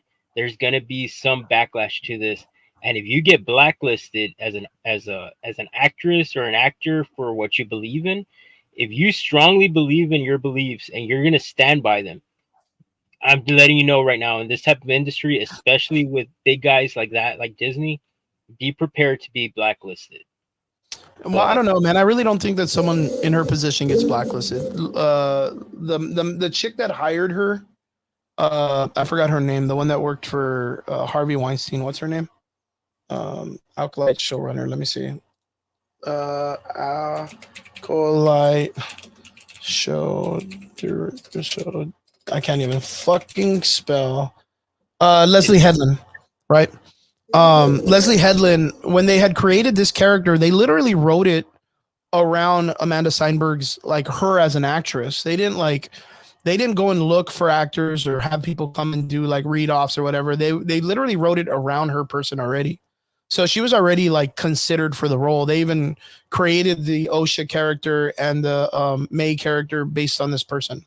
So being that she's like I guarantee like they had already known that she was like a full-blown, like you said, like an activist or someone that speaks out of that nature. And they had this role specifically, or not this role, but like, well, yeah, they had the role directed for her, but like the idea of bringing someone of this nature into the Star Wars dichotomy, right? So they had already planned to have this person be a part of it in some way. I want to go back and I want to read some of the comments, starting from Elizabeth. She says, oh, King Yeti, what's up, my dude? Good to see you. He says that video was intriguing intravenously cringy. Elizabeth said, I feel like what happened to John. I'm not surprised that another actor would call that out. At least they didn't have to be worried about being dropped like Gina Carano. Right? And then Mike says, I give it and take of that all of it is toxic. Old fans aren't accepting of the current show. New fans are worried about welcoming new stuff. Everyone is blaming race, but no one is focusing on the different stories that about the damn Jedi and Sith. True, nobody's focusing on the good and the evil stuff anymore. King Yeti also says, how is the fan base toxic? Is it that the people that grew up with it and they hold the source material sacred, or is it the newbie woke as fan base that holds none of it, none of the direct sourced material or sacred material? And then he put, is she right? I'm not really sure. I haven't even seen the whole video. I've been wanting to catch it, but I can't find it on YouTube. And then Michael says, I agree with Brian and the fight within Gen Z. Even if she didn't grow up rough, she can see it happening to others and chooses to still fight. True. She chooses violence to use her platform. It's not violence. It's just dancing. It's not violence. Michael Bensworth, I'm betting it's bad optics, but it's good press. Yep, we've talked about this before. Any bad advertisement is good advertisement. So Gen Z what do you think about that though? Like with the idea of her going off and making some weird dance and doing a diss track specifically out to the audience, that this may force a lot of young Gen Zers to support her and jump in and watch the show. I don't think that happens because none of the Gen Z people are watching the show in the first place. Like a lot of those people aren't watching Star Wars because they like the stuff. They're not going to watch it because just someone comes out and asks for support. I really don't see it. And then Elizabeth says she felt froggy and she jumped basically. Yeah, pretty much. I think it's going to be rile up the fans base, but that's already raw even more. But if someone is all about cancel culture and gets canceled, well, that's on them. That's true. That's very true. I didn't even think about that way. Man, Elizabeth always coming and dropping knowledge. That's their and they need to do it on their own. I hope it doesn't end up badly though, because people are nuts. Absolutely correct. That's absolutely correct. So this girl comes out and she makes a diss track, and they're talking about, of course, it's like Brian said, she comes from a culture, a different time than us. And a lot of it deals with like technology and cancel culture and using the internet as a weapon and using like certain platforms to kind of get themselves out and this and that. And this lady, she made a diss track about the fan base that everybody knows is toxic. What happens is like the backlash is right now you look at it, and I believe on Rotten Tomatoes, the Alkalite's still at a 14. What if it drops down to like a 12 or a 10? Like, what do you do from there? Like, yeah, the critic score is high, but what was the critic score? What was the score? It's a 14 right now. It's a 14 at Rotten Tomatoes. Yeah, Rotten. Well, it's going to be that's not the critic score. That is the audience score. The audience is giving it a 14%. 14%, dude. You didn't know that? I thought you knew that. Holy shit! No, that's a real time. That's a real time reaction for you, buddy. Holy yeah, I thought you knew about that. You didn't know about that? Nah. Holy shit, man. Yeah, right now the Alkalite, of course, like.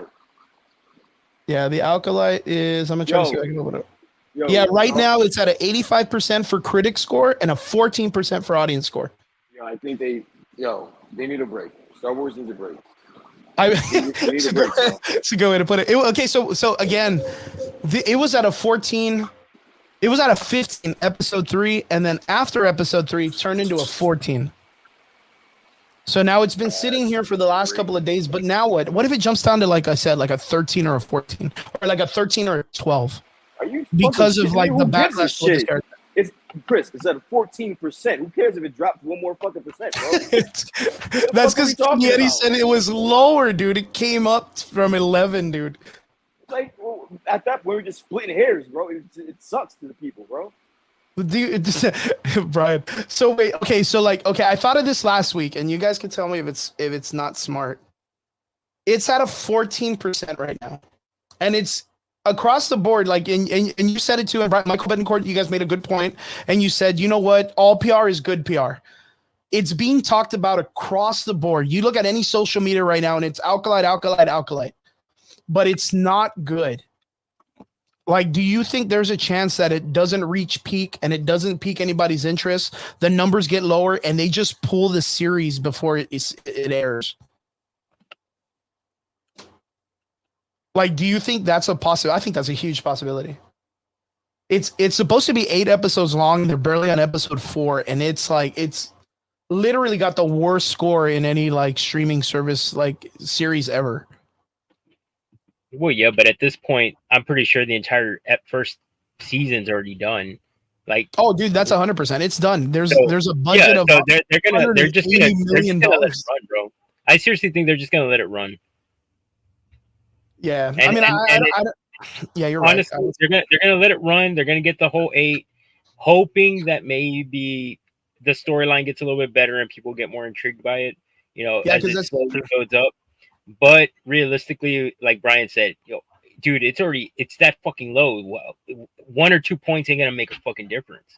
So at this particular point, they could advertise the shit out of it, but if people fucking still backlash on it and they say it sucks, then yeah, I think I could see them pulling the shit off. Like, yeah, you know what? Just pull it. Just pull it off. Yeah. Brian, what do you think, man? I'm here. Say it again. I'm still working. Yeah, I know. I figured you still at work. Brian, just agree with me, Brian. I'm right. Nah, okay. So listen, Nico, the world will freeze over. All right, before I agree with you about anything without a fight. Oh, anything You have to across the earn that board. shit. Nobody agrees You in gotta earn general. that dude. shit. No, That's for real. wild, What was the question? And I love Okay, you. so the idea is with it being so low, with the audience score being at a 14, and them needing 4 more episodes to go because they're barely halfway through the series. Do you think there's a possibility that it, like, just for ratings and what it's been doing to like numbers and grossing numbers and stuff like that, and it not making money and it like tanking, that Disney just says, you know what, fuck it, pull the show. We're not going to show the rest of the episodes. Like, we'll cancel it mid-season. What sense would that make? Huh? they already put too much money into it, bro. They're not just gonna pull it. They're just gonna let all 8 episodes run. Nico, you got to remember the Batgirl situation, man. You got to remember the Batgirl situation. Batgirl situation, they had a whole ass movie done already. They had a whole ass movie, and they needed movies to make money. And they were like, nah, pull that bitch. Brandon Fraser's in it. We love him. He's an icon. But fucking, we're not going to play this movie. Like, we spent a bunch of money, throw it away. All right, Burn it. but that was a project that never came out. This is a project that is This is already it, came out.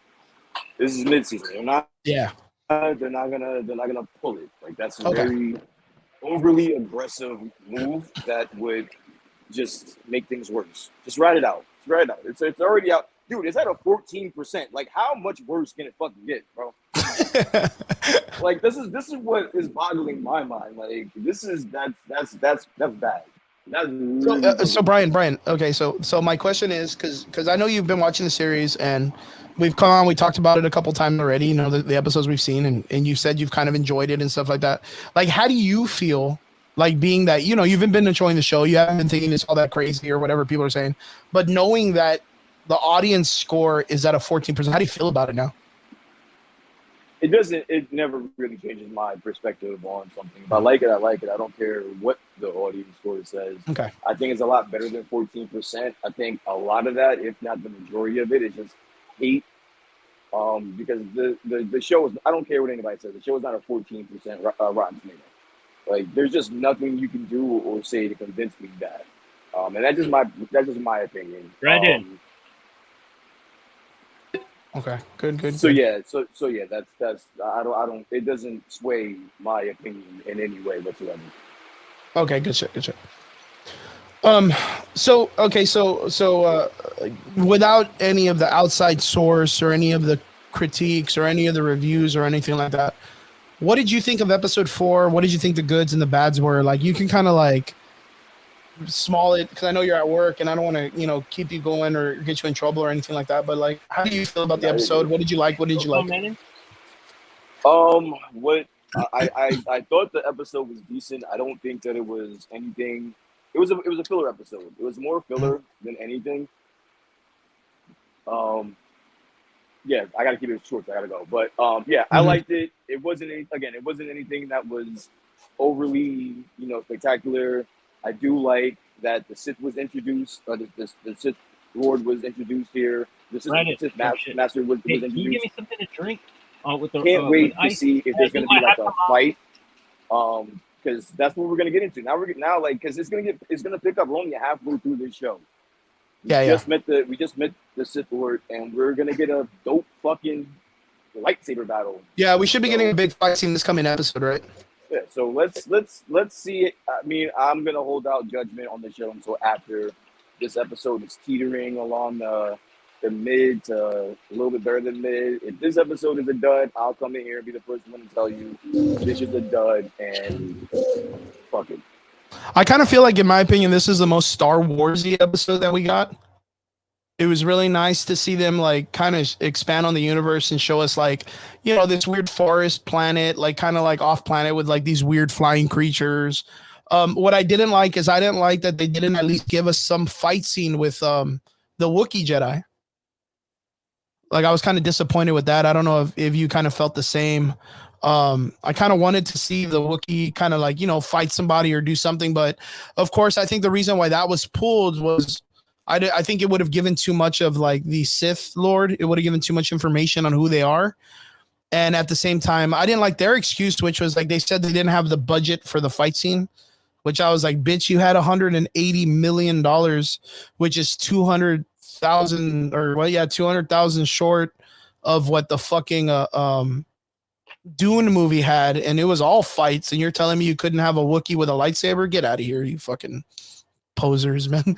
Like that was nuts for them to use that as an excuse. But yeah, I kind of wanted that fight scene. But yeah, we had the introduction of the Sith coming in, and yeah, they looked all right, pretty cool, a little basic when it came to just the cloth, and you could see their arms and stuff. But I guess the only question I would have, Brian, is who do you think? Oh, well, Brian's up. Oh no.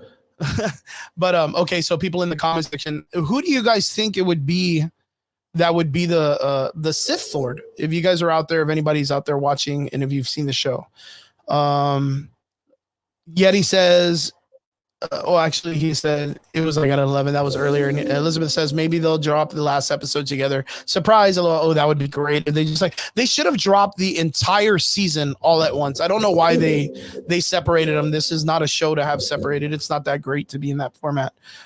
Eel says they're going to drop all the episodes at one time. They should. That's probably the smartest thing they could have done.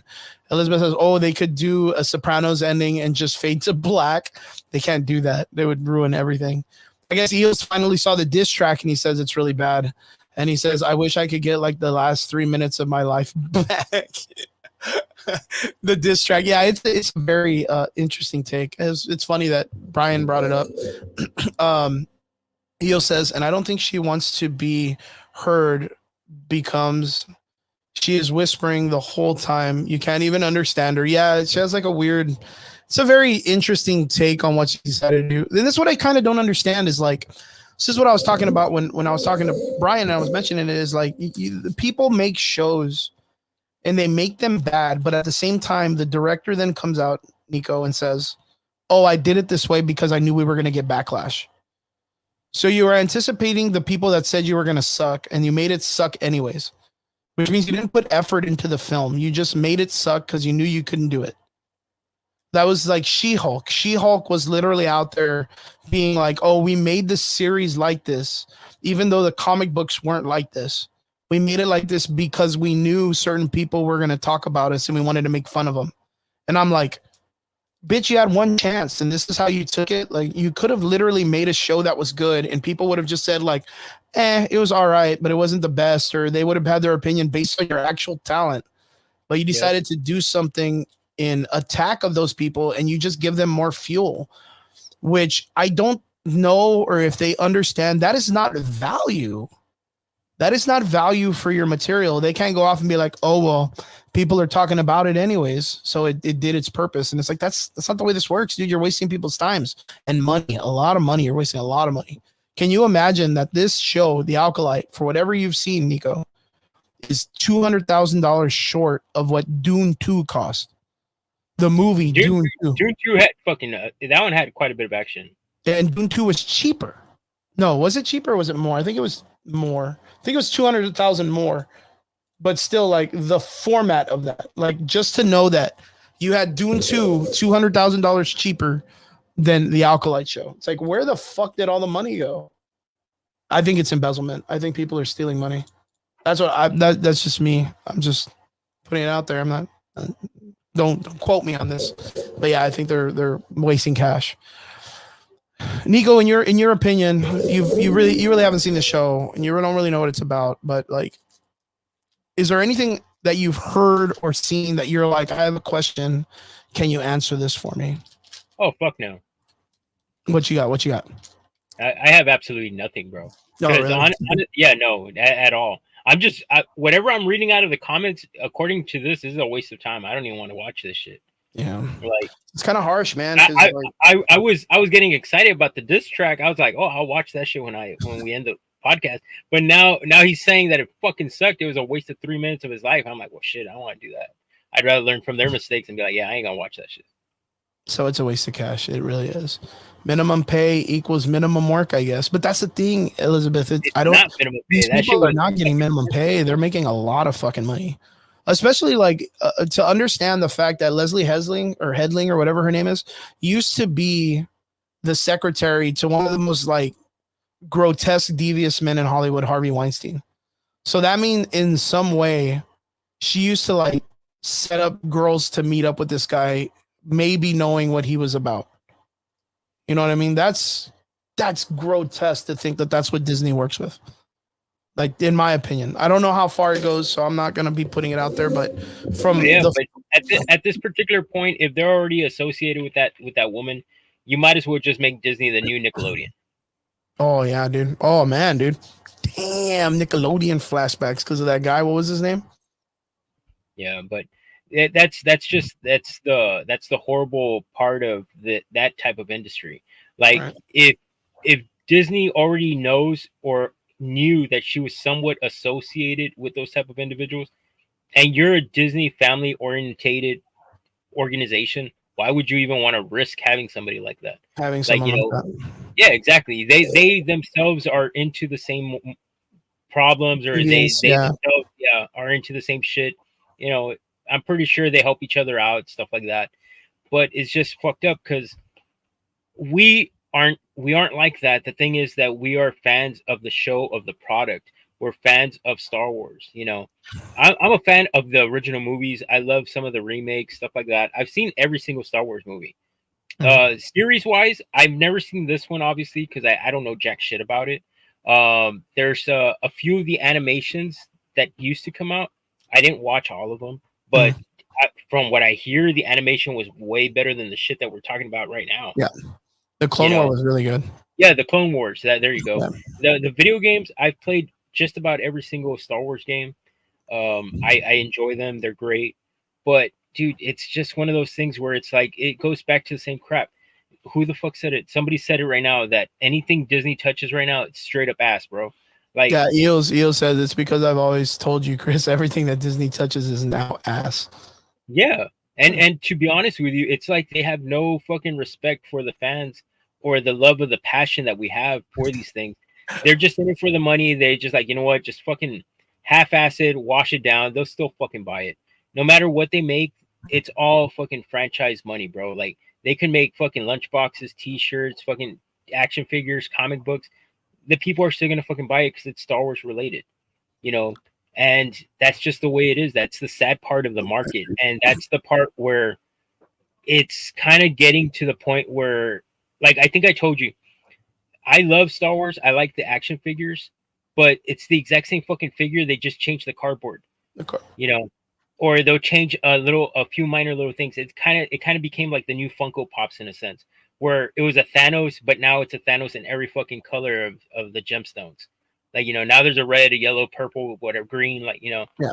It's getting to that point where they're just fucking washing everything out, and they know there's money regardless. People are still going to buy this shit. So I got to ask, and this is across the board. This goes to anybody on the comment section that's watching too. In episode 3 or 2, they introduced an overweight Jedi, like a chubby Jedi guy. How do you guys feel about that? Like, it's just a fat dude, like, so a chubby like middle-aged, maybe like in his 30s, chubby Jedi guy. How do you feel about this? Like, is this anything kind of weird or anything? Fuck Because no, like, dude. you think it's You're good? telling me you're telling me that I should have a problem with a short, chubby, middle-aged man, It's like a but yet Mexican dude. I should be cool with a fucking 2-foot fucking green alien with pointy ears jumping around doing fucking flips and He's the real backflips.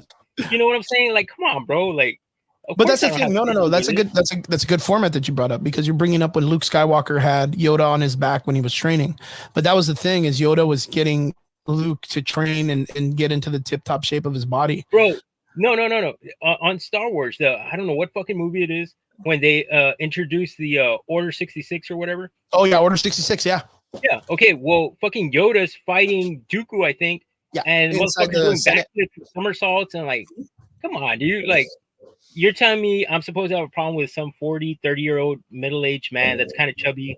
Dude, I don't give a fuck. Like, dude, as long as you can whoop some ass and you got a good storyline, you're a good character to me. I kind of want I to don't see give that a now. shit Like what now you that you mentioned that, I want to see the chubby guy doing backflips and all that stuff in the Senate room. Like, I don't know if he moves as well as Yoda does, but it's an interesting concept because you know the idea was the whole like training and mindset thing. And so Yeah. most of the times when you would see Jedis, they'd be these guys that were like in some type of practical shape because they're Dude. always in some type of like, you know, kung fu meditation shit or whatever. Yeah, but that goes to what I'm saying. Like, he doesn't even have to be physically fit in the sense of doing backflips and shit.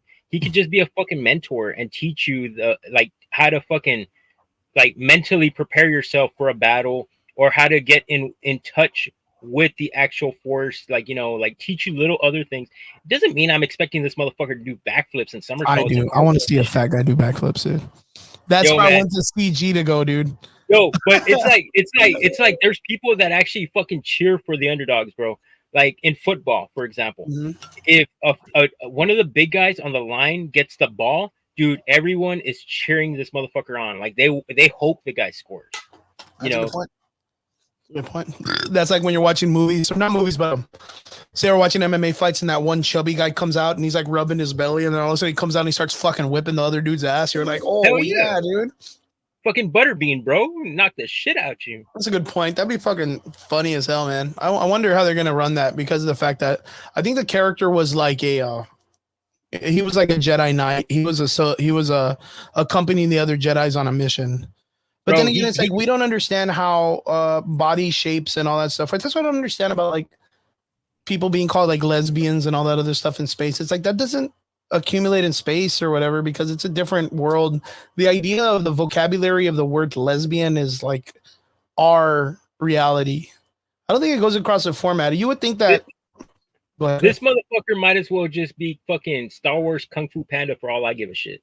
Yeah, pretty much, right? The Jack Black Kung Fu Panda movies. Yeah, dude, I don't give a shit. As long as he can whip some ass and teach you something, shit. And like I said, as long as your character has a good story, hey, there's that's all you need. Like people will love you. Like I don't know. That's a really good point. Yeah, I had seen that the other day, and I saw this chubby Jedi, and I was like, man, I've never seen that before. So, but yeah, it's a whole new type of generation that we're in that just has a lot of like ideals and stuff like that. So, very interesting concepts that they're bringing across the board. So, the only thing that you got me all excited for was when you said something about a Wookiee possibly having a lightsaber battle. You hyped me up on that. And then when I found out it didn't happen, it was a fucking letdown. Yeah, and the director said that it was because of the budget, and I was like, that's stupid. So that would have been interesting. It would have been the first time we saw. There was one of the things that I kind of wanted to watch that was in the later comic book series of Star Wars, which is the death of Chewbacca. I don't know if you ever hear how he dies, but he ends up getting slammed with another planet. Like someone throws a planet at him, like Thanos with Iron Man. What? Yeah, so he's there. His arms are all open, the planet, and it comes and squashes him and shit. Yeah, dude. It's like old school. I mean, again, like this goes off of like when you read the comic books, right? Let me see if I can bring the death of Chewbacca comic. Yeah. Look at this shit, dude. It's a fucking G, man. Chewbacca, my dude. Yeah, he ends up getting crushed by a planet. Yeah, Dude, crushed by a moon. happened? Huh? What the fuck just happened? Yeah, he gets killed by Moon, and Moon's gonna land on the planet, and it's gonna eradicate everybody, and he stays behind because he's like the last one to get all the people evacuated and stuff. Wait, were you seriously not paying attention to the screen? We like lagged out real quick. No, I didn't see that. What happened? I didn't even know. Yeah, like we both lagged out. Well, maybe it was on my end. I have no idea. But No, I seriously thought I got kicked out of the room. I was like, what the fuck happened? Oh no, I didn't see it. I was typing in, but yeah, that's what happens to Chewbacca. He gets crushed, and dies by a planet. So I wish we would get this kind of cool, nuanced like ways that the characters like, because they killed the characters off such shitty ways in the films. So I always believe that they deserve this like over the top deaths and stuff. Eels is like, why are we still talking about the Acolyte? This should have ended on episode 4. Nah, but Thank yeah, you. I mean, you're totally 100% Eels. Like, it is what it is. But yeah, actually, you know what? Talking about like the depravity of Hollywood and like how people are protected and stuff. Gaming news. Did you hear about the stuff going on with Dr. Disrespect? Oh yeah, that they fucking booted him from Twitch because he was talking to an underage girl or something Dude, like that. Or... what in the balls is going on? You have to fill me in. Okay, so according to my understanding, is that he was actually chatting with a minor, an underage girl, and he was supposed to meet her at one of the conventions that he was going to be at locally. Oh no, dude. Oh yeah. no. So, and then I'm guessing it got leaked. I don't know how Twitch ended up finding out. I'm guessing they read some of his comments or some shit. I have no fucking clue. But yeah, they got leaked out, and he ended up finding out during one of his live streams.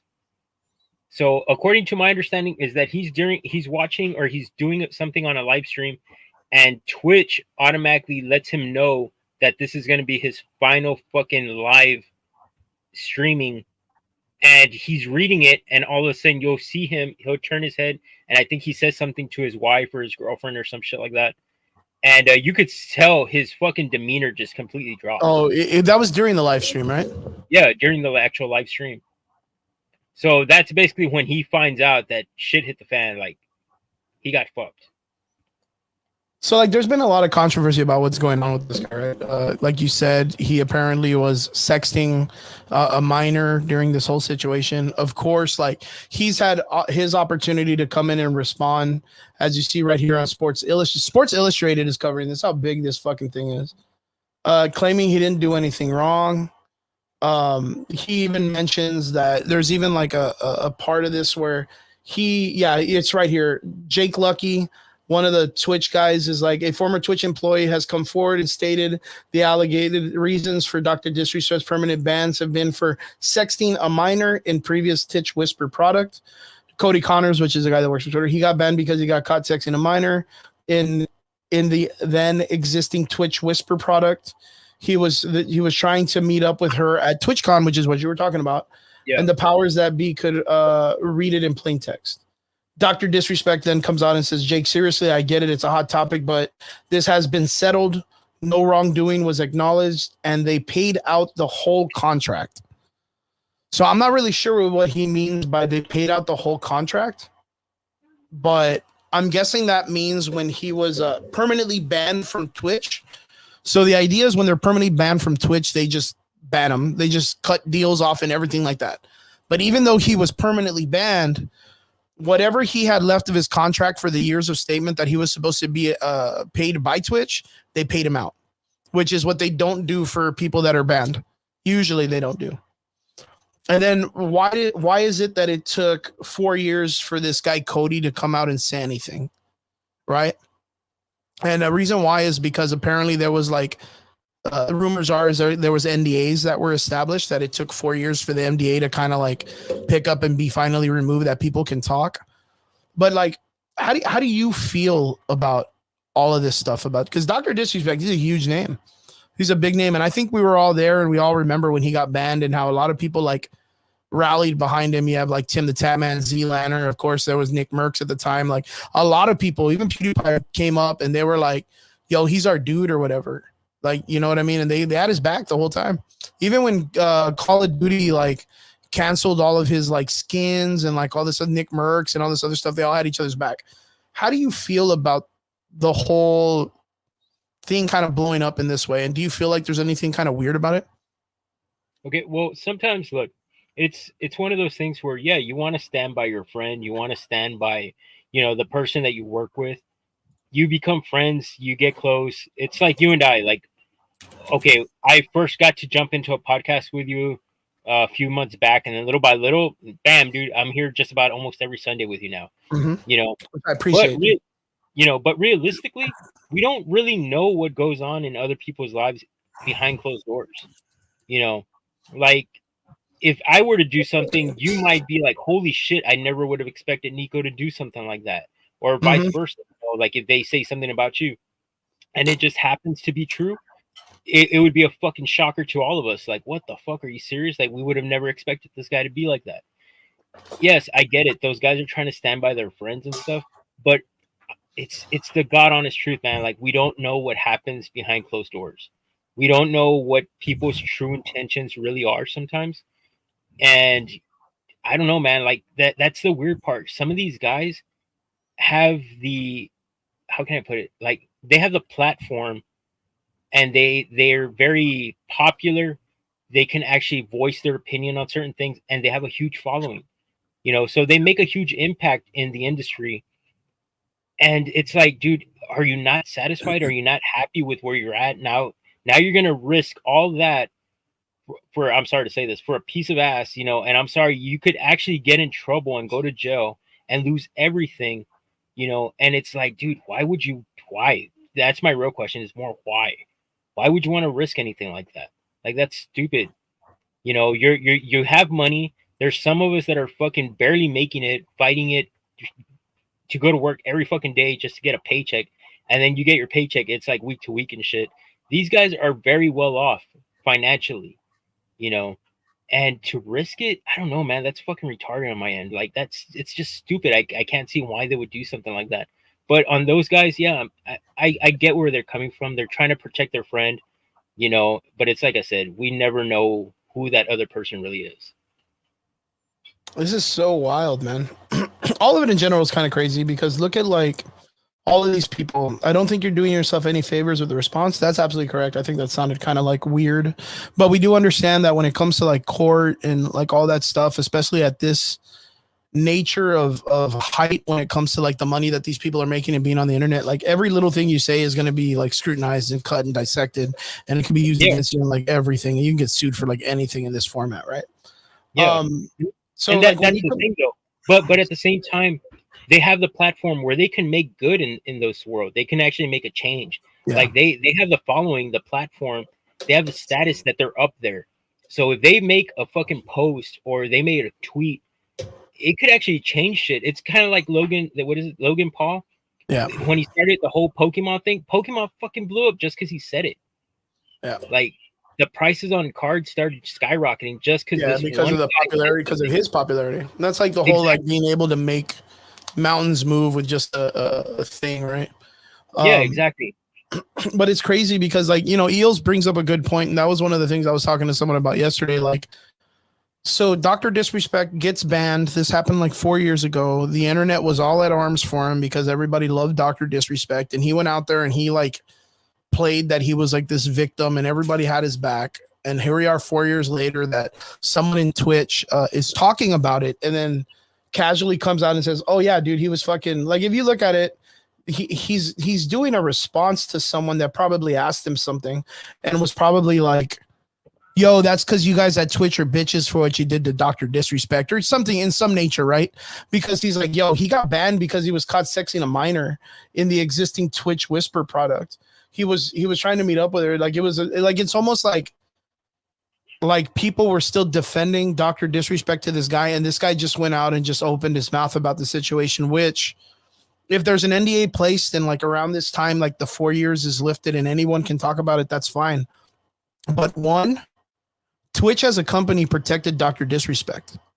And why do I say that? They paid him out. They took care of the girl. They did all this stuff. He says it plain as day right here. And he was paid out and all this stuff. Twitch as a company protected a grown man sexting a child to meet up and all that stuff, and they were able to pay him out still, and they did it blatantly without like sending him to the police or sending it to the FBI or anything like that on a pedophilia charge. They protected him.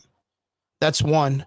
So all of these people that are with Twitch that knew it happened and didn't speak out about it are all enablers in the same factor. The other dudes that knew what happened and never spoke about it, like this chick down here says, what is it? This guy right here, Zachary Diaz. I'm so glad it's finally out. This dude knew. This dude knew he never spoke out about it in the first place. Like he, in 4 years, protected this person and didn't acknowledge it or come out with it. Like I think that's just as bad as them keeping it quiet or whatnot. But the other thing is like what Eel said, but it's making his friends look bad. Like now this goes off of Tin the Tap Man, Z-Lanners, Nick Merckx, and all of these guys who were there when he got banned and had his back.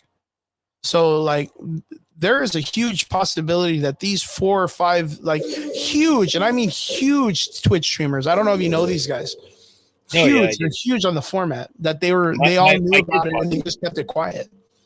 Like, how do you feel about that? Like, how do you feel about knowing that all of these guys like backed them up and they knew?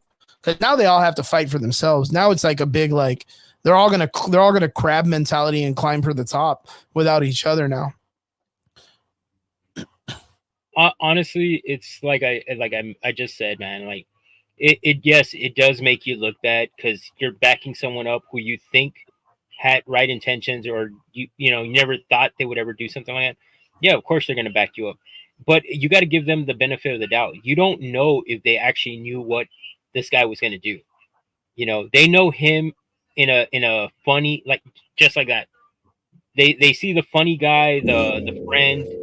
But it's like I said, you don't know the dark side of these people. You don't know what the true intention was. So in their mind, maybe they didn't know anything about it, and they just thought, like, no way, dude, this guy would never do anything like that. I'm gonna tell you, I'm gonna be honest with you, 100% honest. There's one story about my personal incident that's something like this. I had a friend that I knew from kindergarten, bro. I grew up with this kid from kindergarten all the way through high school. Okay. He ends up graduating from high school, goes to college, becomes a substitute teacher for like middle school kids and stuff like that. And they end up catching him with stuff on his computer. Fucking trash, dude. FBI goes, they raid his house, they take his laptop, all that shit, and he gets busted for that crap. And it's like one of those where, dude, I knew this guy from when I was like, 4 or 5 years old, all the way through high school, through college and everything. You would have never guessed this thing or this of that person.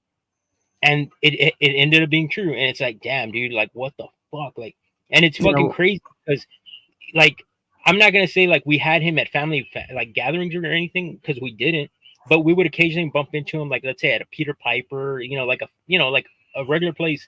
I'm like, hey, what's up, bro? Blah, blah, blah. Kind of just talk the shit with him real quick, see what he was up to. And then just to find out that he was doing that shit later on, you're like, what the fuck, dude? Like, that is fucking crazy. Yeah, it's just kind of weird, man. Well, it's kind of, it's like you said, it's one of those things like you don't really know people's real intentions, what they do in their private life and stuff like that. I mean, here is Dr. Disrespect. This was June 22nd, yesterday, actually, at 1:00 in the afternoon. He says, listen, I'm obviously tied to legal obligations from the settlement with Twitch, but I just need to say what I can say since this is the fucking internet. It's a good response. I didn't do anything wrong. All this has been probed and settled. Nothing illegal. No wrongdoing was found. And I was paid. Elden Rings Monday. And then the first comment, Ghost Salsa, I don't know who that is, says, crazy how shit used to be innocent till proven guilty, but now it's guilty till proven innocent. And then, like, there's another guy that quartering anyone who believed the claims. Down, down, down. Yeah, I mean, Keemstar, this is Keemstar. Everybody knows Keemstar. He's like the drama channel of the internet for like years. Comes out and goes, bro, why won't you just say, I was not talking to a minor trying to meet up with them or her at TwitchCon, like what was alleged? See, and I just don't know if he can say shit, right? Gary Shadfeld Jr. is a piece of shit. The internet is one hell of a drug. Doxy on stream. Yeah, it's kind of weird, man. That he doesn't want to. I mean, I don't know how much he can say due to legal accusations and stuff like that, but like, I don't know if him. Like, I don't know. Like, it's just weird. Like, how do you come across, like, if there's legal action, how do you come along and say what that person Keemstar wanted him to say? Like, without, like, going into the case, because that's going into the case already. Yeah, well, that's the thing. Just like you said, there's only so much he can say. Yeah. And there's a lot of things that obviously he can't say because, you know, it will criminalize him in court. So, like, obviously, if he mistypes something or an autocorrect by accident, it could fuck him up. Yeah, it'd fuck up the whole case. Yeah, exactly. So I mean, he's got to be very careful on what he puts, how he puts it, how he words certain things. You know, I totally get that aspect of it. You know, but oh my god, dude, like, why though? Like, why even risk it? Like talking or that little whisper thing to a kid or a minor, especially depending on the topic, depending on the topic. Like, why would you say, oh, let's meet up, blah, blah, blah. All you got to say is, hey, I'm going to be at this particular con this certain day. Make it live to everyone. Make it well known to the entire streaming service that, hey, if you guys want to meet me, I'll be at this particular con between this time and this time, this day and this day. That's all you got to say. There's no freaking reason to be going on a private message with an underage girl telling her about stuff like, you know, like, dude, it's very public. You can see when he's going to be there, what time he's going to be there. You know, like that kind of raises a few red flags for me, you know, but hey, I don't know.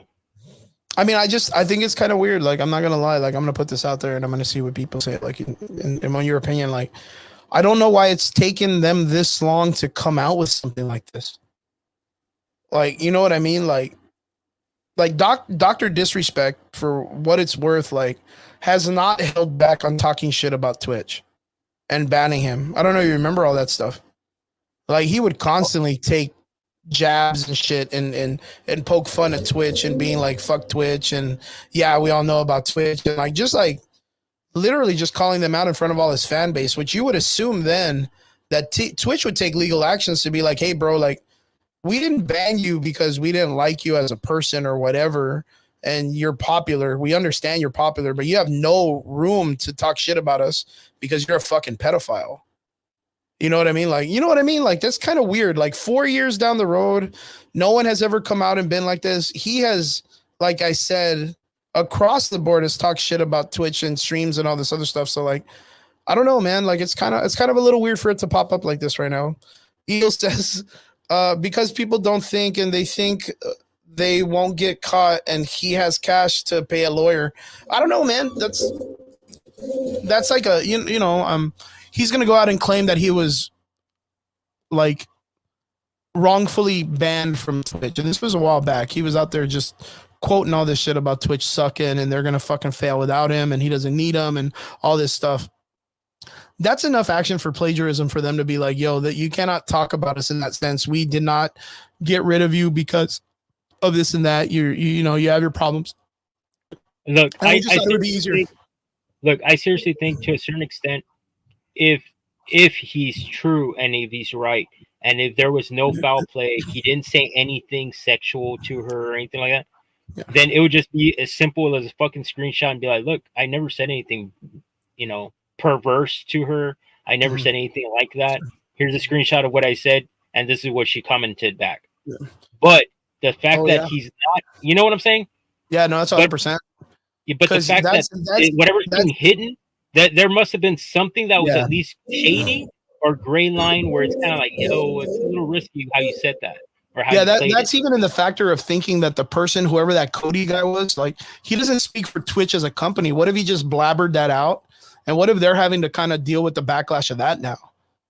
Yeah. What if Twitch was like, bro, you weren't supposed to say that? Like, fuck you. You fucking burned us. Like, you know what I mean? Like, what if he's just speaking out because of, like, I don't know, like hatred or whatever towards Dr. Disrespect or whatever? Like, there's a lot of it, because even in the factor of it, that Cody guy, from what we've seen too in rumors, is that he's only heard about this secondhand.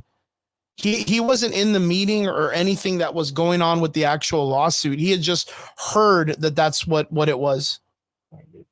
So, like, can you imagine if that was a factor and this guy has no idea why the banning happened and he's just like, oh, yeah, from what I heard, he was trying to fuck kids or whatever. And it not even be true, like, not even be true at all.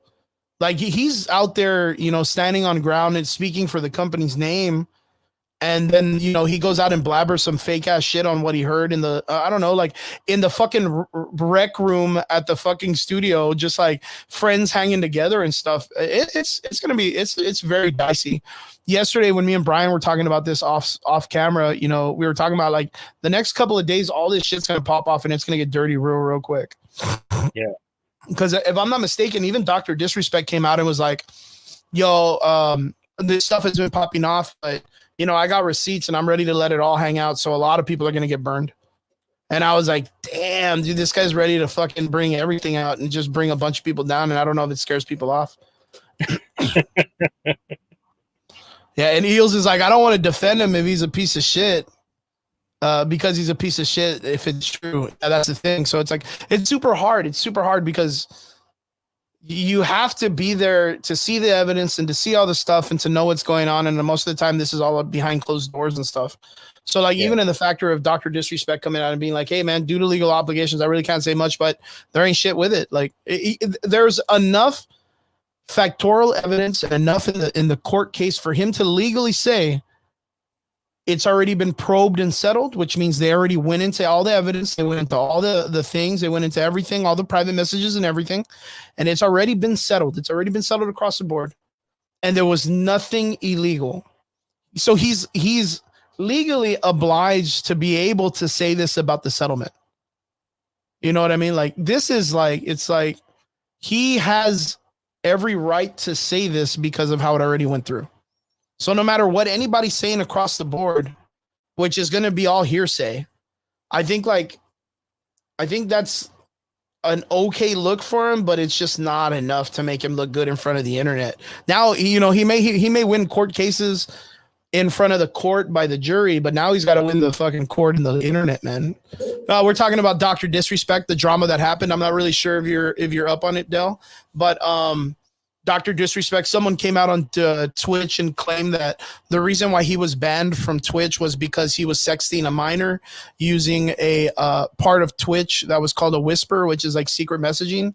And it came out that this guy said it. And yeah, so everybody's been out there trying to, like, I guess, cancel culture Dr. Disrespect. I don't really know if it's going to work because now, like, Dr. Disrespect has come out and made a response, and he says, due to legal obligations and stuff that he can and cannot say, he was able to say that I didn't do anything wrong, and all of this has been probed and settled, and nothing is illegal, no wrongdoing was found, and I was paid my contract. So yeah, it's an interesting subject. I want to kind of see how it unfolds in the next couple of days. I know that people's names are going to get dragged out super crazy, but yeah, man. Nico, what else has been going on? Anything else you want to kind of cover? Or anything else you heard on the internet? Any kind of coolness?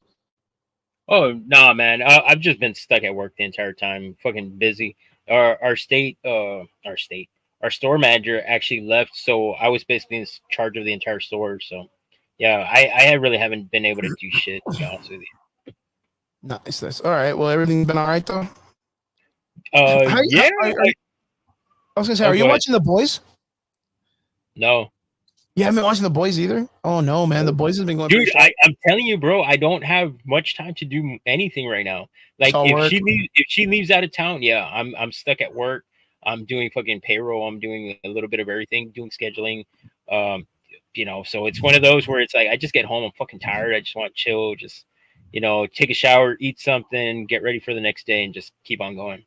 House of Dragons update. I'm not really familiar with House of Dragons. A lot of my friends that are big comic book buffs and all that stuff are probably going to hate me, book readers, but I didn't watch Game of Thrones, nor did I get into it, and I'm not into House of Dragons. I don't know anything about it except that white-haired chick controls dragons. Like, that's all I know. That's all I know. So, man, Kaiju number 8, if you guys are watching that, Kaiju number 8 solid, man. Me and Eels are watching that shit. It is good. I don't. It sounds like a cat for you, bro. I have not seen it, man, and I'm not. Okay, so you got to hear me out on this. I am not a big fan of like perverse storytelling. And the whole thing with like the House of Dragons, like people banging their cousins and sisters and all this shit, I was like, not about it. I'm not about this whole like, oh, I'm stuck in the dryer or whatever the fuck, movies or whatever. I'm not really into that shit. So yeah, that took me out of it, but I do know that there's a lot of great actors and a lot of great scenes and a lot of great stuff about the series, especially with Game of Thrones, except for the ending. A lot of people told me the ending was like super trash. But again, like Dell, I don't know if you're going to be on my side about this, but I am a really big a fan of like the Silver Age of comic book storytelling, which was like the Bing Bang Pow, good guy wins, says a couple of cheesy one-liners, beats the bad guys, and then everyone goes to jail, and that's it. Like, I don't need to see like my Superman, like tell A-Train to blow or tell the Deep to blow A-Train in front of people to express his powers. I don't need to see him punch his hand. Yeah, you haven't seen The Boys, so you don't know what I'm talking about. Like I don't. Let's get paid, baby. Well, it's just me. Like, I don't need to see that. So like, I prefer the old school, like homely storytelling of storytelling. Like, are you sure you're not watching like some weird parody that you shouldn't be watching? No, dude, The Boys is like fucking crazy, dude. There's a scene that everyone's talking about right now. They're literally like, so Homelander is the main character. I don't know if you're familiar with this. He's the Superman, the Injustice version, but like these guys are like super bad, super horrible superheroes. Like, they're just pieces of shit people, and they act like they're cool. Like, the comic book is crazy and it does some really weird shit, but the show, the live action has really pushed the envelope. See, even Tell is like, The Boys is nuts, dude. There's a scene in this where like Homelander, his character is so like tired of everybody being yes men, like just saying yes to everything he says because they're scared of him. And he goes, man, dude, what's wrong with you? Nobody's got balls or whatever. Like, watch, I'm going to prove it to you. And he looks at the dude that's Aquaman and he goes, go blow A-Train. Like right now, I want you to blow him. And they're like in just a fucking office room with like a bunch of other people. And he's like, yeah, watch, dude, I'm going to show you guys. You ain't got no courage. You guys don't like stand up against me or nothing. Which, of course, this guy literally, like, anytime you speak up against him, he just fucking murders you. Like, in the worst possible way. He just fucking murders you. And there's nothing in the earth or anything in the world that can stop him. He's the Superman. He's the only person in this series that has, like, the top powers. And whatever he wants goes. Like, that's just the way it goes. Like, whatever he wants. He has no fucking, there's no kryptonite. This guy's like super strong, shoots lasers, flies, super fast, super strong. Like, there's nothing. There's just nothing you could do. Nothing you could do. And he tells the Aquaman guy, to the guy that's like their version of the Flash. And he's like, tells the Aquaman guy, like, go blow the Flash, dude. And he's like, right now, you're going to get up off of your fucking chair and you're going to go over there and you're going to blow him. Like, and he literally walks over there, gets on his knees, about to pull his pants, and then the guy's like, man, get up off your, what's up, Brian? We're over here talking about the Boys and shit. What did I? We're talking about The Boys. Have you seen The Boys episode? Yeah, man, you just walked into some shit, bro. I was gonna say, like, what did I just walk into? Are you caught up with The Boys season yet or no? Yeah, I'm caught up. We're talking about because Nico hasn't seen it yet, and I'm telling him like how crazy like the series is compared to like the way it was. Like the whole Homelander telling fucking the Deep to blow A-Train was probably one of the craziest things I've seen in the show, like in the last couple of months. Like that was nuts, man. That was pretty. Honestly, that was kind of on the mellow side. I mean, the sauna. Well, I mean, the sauna scene was kind of gnarly. Yeah. There's been a few things. That was gross, and again, it's super political this season. Did you guys already talk about Dr. Disrespect already? No. Actually, I was so glad you came back on because I know how big of a fan you are, and that's why I even wanted to bring it up on the show today because I knew I was gonna have the possibility to talk to you. How do you feel about the Dr. Disrespect stuff? All right. Before I start, Nico, are you aware of who Dr. Disrespect is? Yeah. Okay.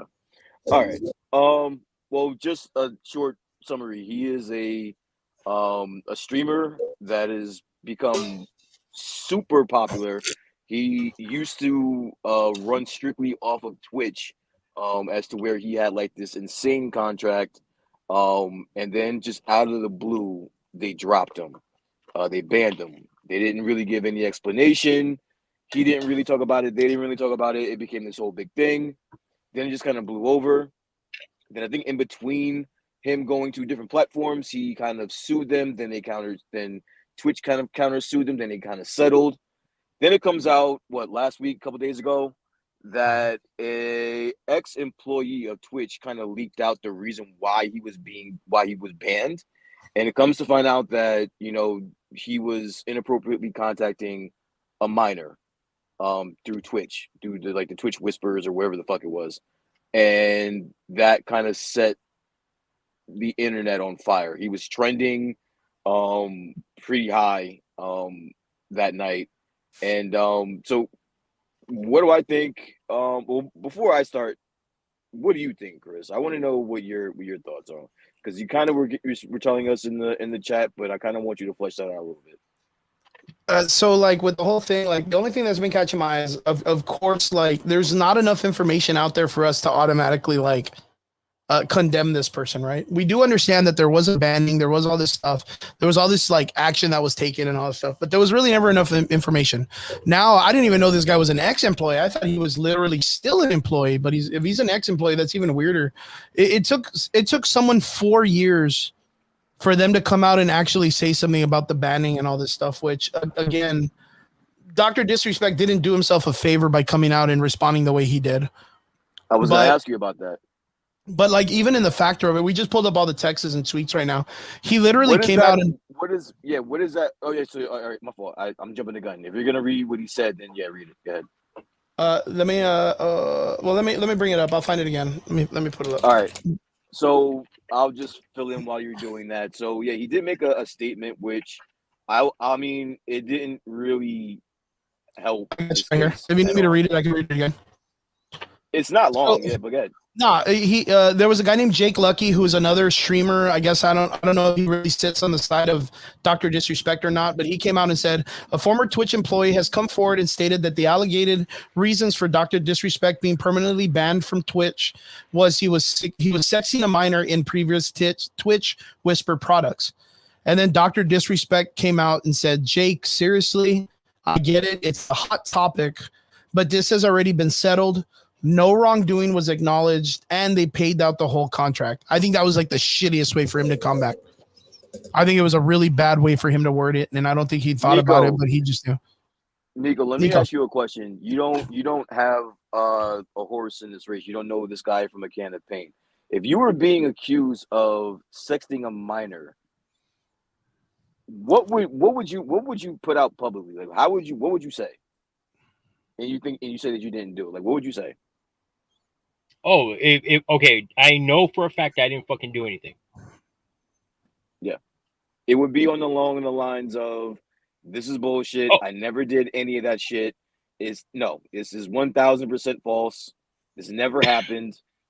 Right? Oh, like, dude, I think that I would. First off, I would have to prove myself and prove to the entire world that I didn't fucking do shit. So on my behalf, to protect my ass and to prove to everyone I didn't do anything.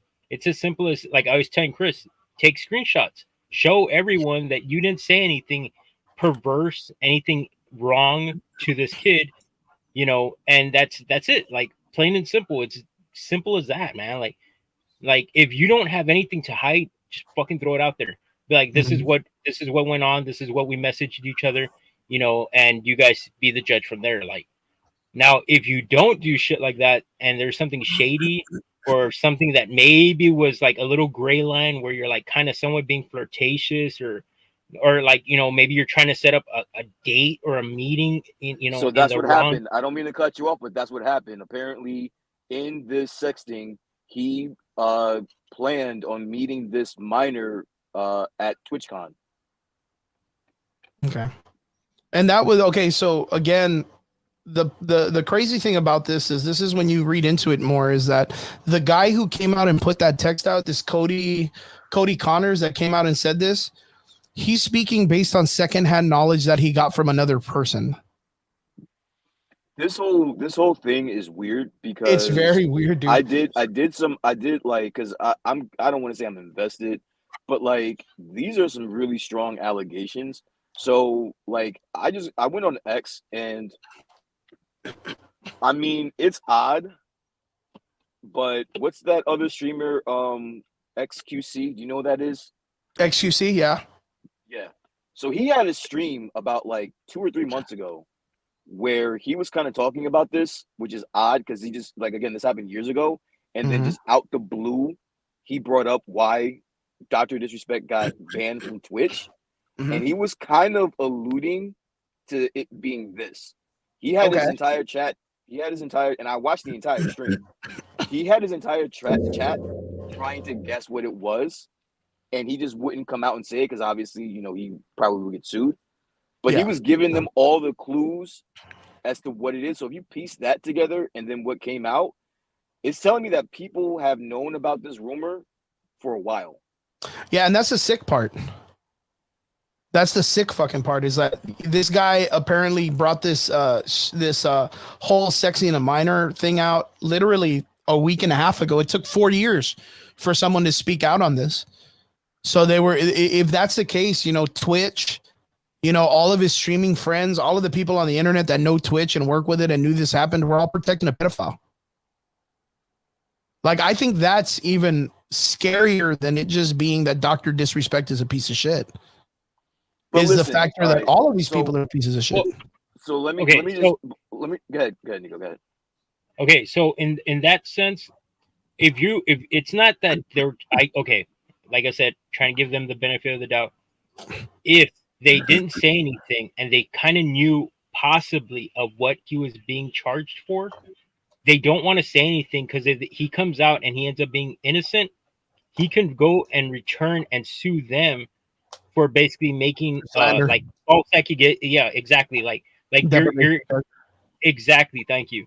So you're basically crucifying me, and you don't even know if I'm truly guilty or I could be innocent, and yet you're already putting my name out there saying the type of person that I supposedly am. He can go back and counter sue them for that. So in a sense, they don't want to risk that because if it is true and he ends up being innocent, then he could sue them and get money off them. So obviously, it's just best to keep your mouth shut, let the whole entire court process go through, and then when they finally decide, you know what, the guy's guilty, then we'll fucking throw him in the trash and talk shit about him this whole time. But if he's not, you can't really say anything. Just keep your mouth shut and let's see how it plays out. So just to kind of interject there weren't any charges brought up on against him. So this never went to court. They basically just banned him. They just threw him off of their No, of their there site. are no. So watch, Dr. Disrespect came out yesterday, and he put out on his text on his Twitter X or whatever they call it. He was like, "Listen, obviously I'm tied to legal obligations from the settlement with Twitch, but I need to say what I can since this is the fucking internet," which is, it's a funny response, but true. He says, "I didn't do anything wrong. All this has been probed and settled. Nothing illegal. No wrongdoing was found. And I was paid." Which means they paid out his contract for whatever that they promised him or whatever. And then Elden Ring's Monday. Okay, So, so this is something before you continue. I want you just to put in perspective really quick. I think because of his demeanor and just the character that he plays, what gets lost in everything is just how much money he was bringing to Twitch, right? Yes. So when I was watching the XQC stream, Mhm. he easily broke down how much, or a really good guesstimate on how much money he was bringing into Twitch alone, because he had an exclusive deal with Twitch, and it was roughly between $200 to $280 million a year with Yeah. ads and all that shit, right? So Yeah. you just put yourself in the place of Twitch, right? You have this one streamer that is bringing in $280 million. That's probably all of your streamers combined, right? Mm-hmm. What could he have done that was so bad that you were just throwing away $200 to $280 million and then just ending the contract? It had to have Yeah, been he had to do there. something. Something was there. Something had to have been there. Like something that they thought was worth throwing away $280 million. Now, I don't know what the fuck happened, but that in itself is fucking weird. That's I mean, fucking not weird. not only that, From a like let me business standpoint, that's fucking weird. yeah. And then to come to find out that nothing happened. Yeah, that there was no legal I action taken, right? Yeah, I don't know exactly. I don't know what. Obviously, we're not going to know what the settlement was, but well, it was the contract, right? It was whatever the contract that he had. Yeah. That was they put out the entire thing. So I just think that if you are going to ban someone that's bringing you $280 million and then possibly over a reason that could get you sued, you would want to be sure before you ban them, no? Like you would want to be absolutely 1000% positive that this happened and there's going to be no ramifications of it. Like this whole thing is fucking weird. Well, I mean, even to top it off, and this is something that I kind of took into consideration, is like this is, like I said, a 4-year gap. Twitch, if this was real and he ended up doing something with a minor or something like that, only did themselves a favor and got rid of him, but did not do anything in their due diligence in prosecuting or turning in someone of this nature, of a pedophilic nature, to like the cops. They didn't do, like, as a company, when they saw wrongdoing, they didn't do anything for it. Like, you know what I mean? Like, that to me is even worse. Like, this goes back to what I was talking about. Like, what if Tim, the Tap Man, what if Z Lanners, what if like fucking PewDiePie worked with him at that time? What if all these dudes knew? If QXC or whoever that QTC or QTX, or if he knew, what about all these other guys, Nick Merckx and all of them? Did all of them knew he was some type of like weird, like that he got fired from Twitch because he was sexing a minor, and they all overlooked it because it wasn't going to be talked about? Like, this puts a lot of perspective. I think that the reason why, and I'm on the side that a lot of people knew. A lot of people in the streaming world knew what actually happened. I'm from the mind frame of they didn't say anything about it because they didn't want to get sued. Just like they may have heard from like a third party, you know, they may have heard from rumors, they may even have heard from somebody inside of Twitch, you know, themselves. But if there's no legal you know, process happening as to putting him in jail over this, you can't come out and say it because then he can sue you. That's defamation. Well, I mean, even in the prospect of it, right? Like you said it yourself, like just to know, like these people still hounded around Dr. Disrespect after the banning. And like I was telling Nico earlier, there had been many a fucking times that Dr. Disrespect himself was like what is it? Like he would be all and be like, fuck Twitch and fuck them and call them out on their bullshit and all this stuff. How do you do that knowing that you were let go of that company because they didn't want to be associated with you because you were sexing a minor? And then you still had the gall to go out and be like, nah, fuck that. Fuck Twitch. They don't know any better. They're dumb. And Dr. Disrespect was out there talking mad shit about Twitch. He was. I don't, you remember all this stuff, right? Yeah. I think that's the reason why I was kind of invested, because I saw that shit play out in real time. Like, yeah. Disrespect. And Dr. Disrespect held nothing back, dude. Yeah, I was watching him during while he was at Twitch. I even saw that last stream where he kind of got the news. It's weird. He got the news in like on stream that he was banned. And his actions afterwards were just odd. He kind of like short-circuited and just blew a fuse and just started incoherently talking as if like he was on drugs. It was the weirdest thing to fucking watch. Well, that's like that's being told you're losing a $280 million opportunity or whatever. Like that's got to be way mind blowing, dude. Like, what do you do when you lose that much money in a deal? That's like, and you're on stream. You got to feel like your whole life's falling apart. Yeah, you're on stream in real time, trying to process this, and still, I would have ended the stream. I told you, get the fuck out of here. Yeah, you'd be like, fuck this, dude. I'm done today or whatever. That's huge, bro. That's huge. So like, I understand like the part that he falls apart. But what I'm talking about is like in the last several years, we've seen it on stream where like, so he gets banned from Twitch. Let's say, you know, I'm just speaking hearsay. He gets banned from Twitch because Twitch sees him or finds out he's sexting a minor and they don't want to be associated with him, right? And this gives us obligation to say, okay, cool. Like this is why Twitch let him go. It was a big enough thing that they were like, we don't want to be associated with him because we think this is a bad look and you're doing something against the company and not in our favor. So we're letting you go, right? But then it's like almost like the Logan Paul situation with the dead body. Can you imagine if Logan Paul, instead of going and making that weird apology video, comes out and he's like, man, I didn't do fuck YouTube. They're fucking dumb. I didn't do shit wrong. You know what I mean? Like, fuck them. They're stupid. Like, there was times where Dr. Disrespect was out there just bashing the shit out of Twitch, acting like if he was a victim of this. Like, if they made a mistake.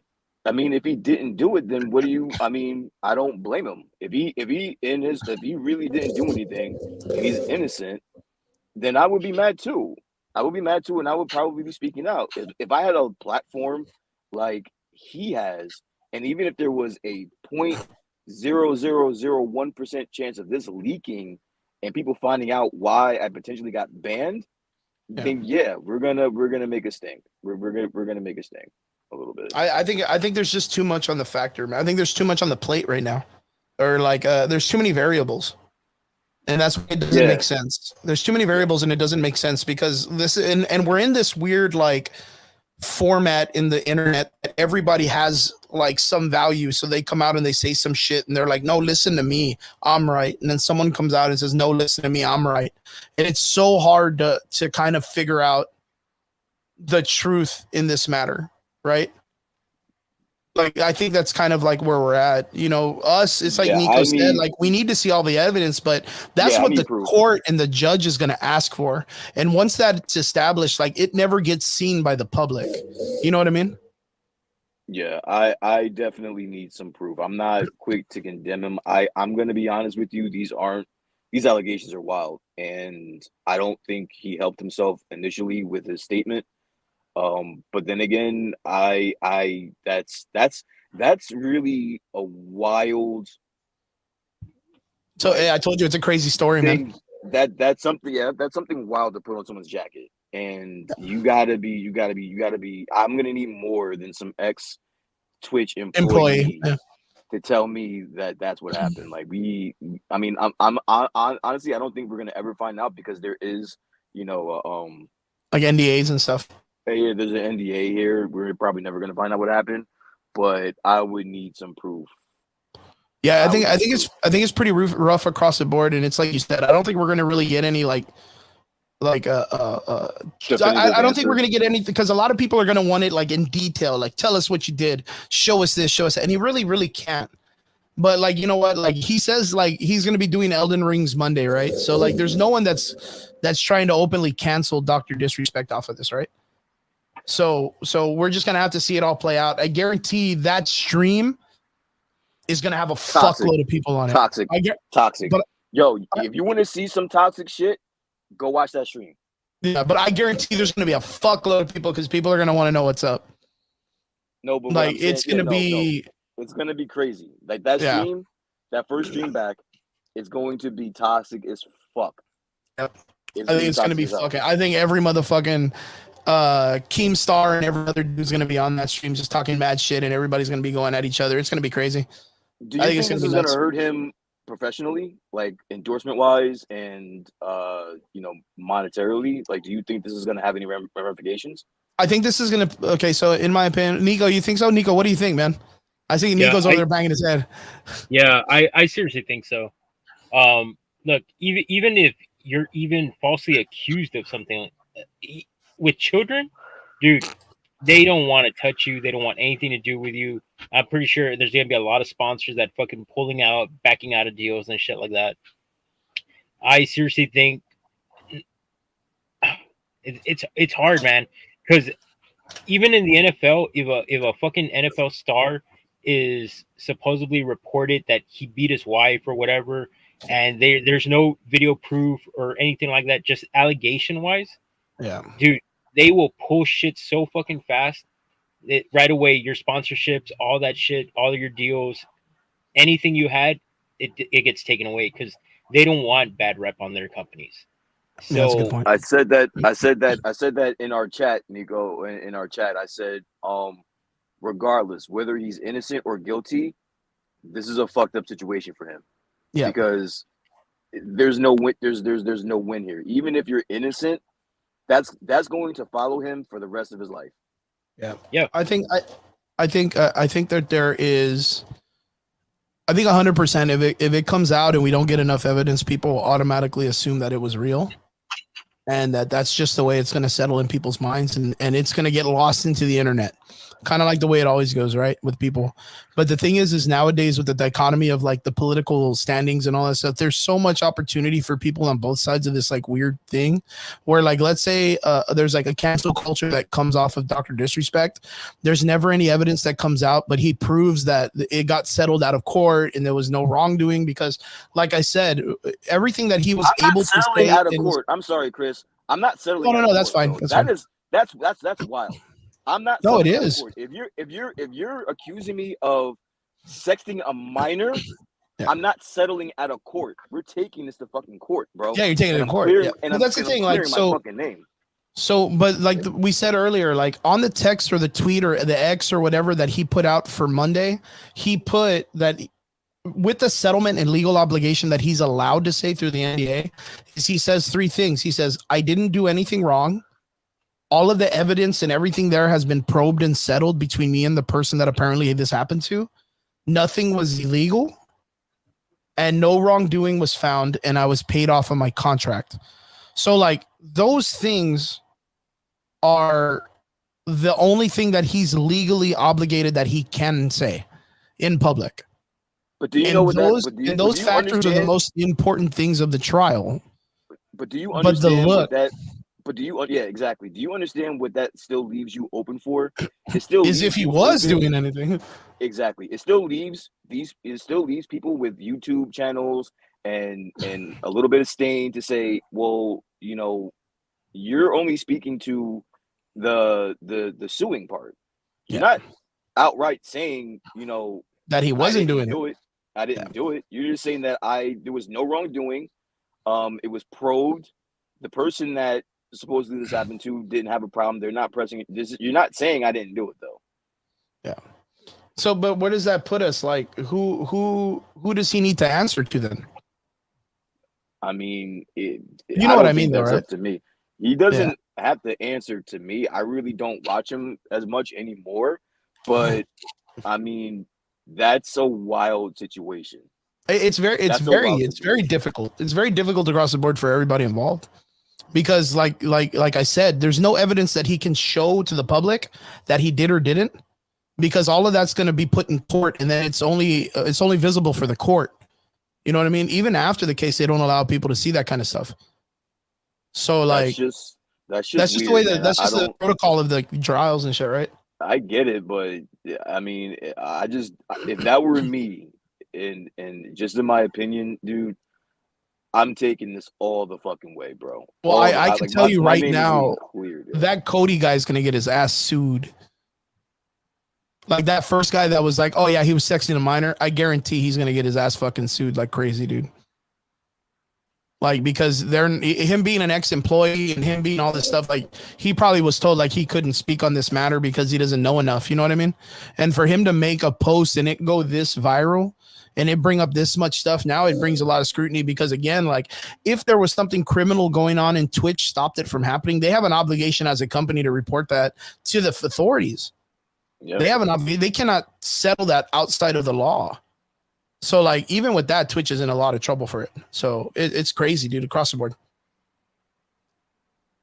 So yeah, it's bonkers. I think we need a couple of days. Like I said, I didn't even know this guy was still going to be streaming. I thought he would be offline for a bit, but apparently he's going right back to it Monday, dude. And that tweet alone has 7.4 million views.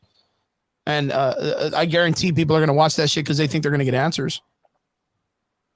But I think, like I said, if there's there's going to be like a ride where if there's like a canceling of him or whatnot, there's going to be a large amount of people that are like, well, if people don't want to sponsor him, then I'll sponsor him because he's not, you know, he's has everything binding and this and that. You know what I mean? Like it's just across the board. Like people can get canceled and there's always someone that will save them.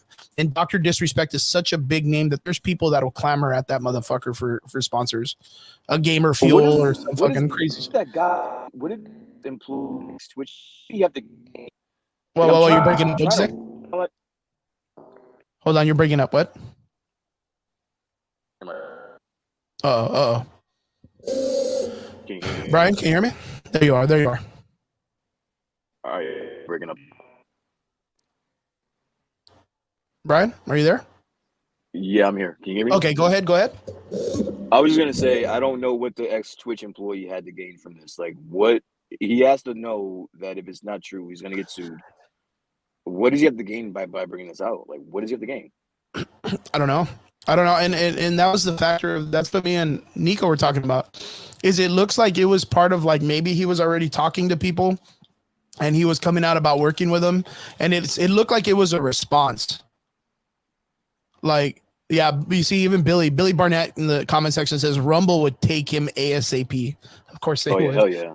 Yeah, of course they would. It's the Wild Wild West over at Rumble, bro. Yeah, dude, I was gonna say like that's like the Wild Wild West. But like what does he gain? I don't know, but like maybe he was just frustrated because he's always probably being bombarded by the like, oh well, Twitch sucks because you banned Dr. Disrespect, you're all shit.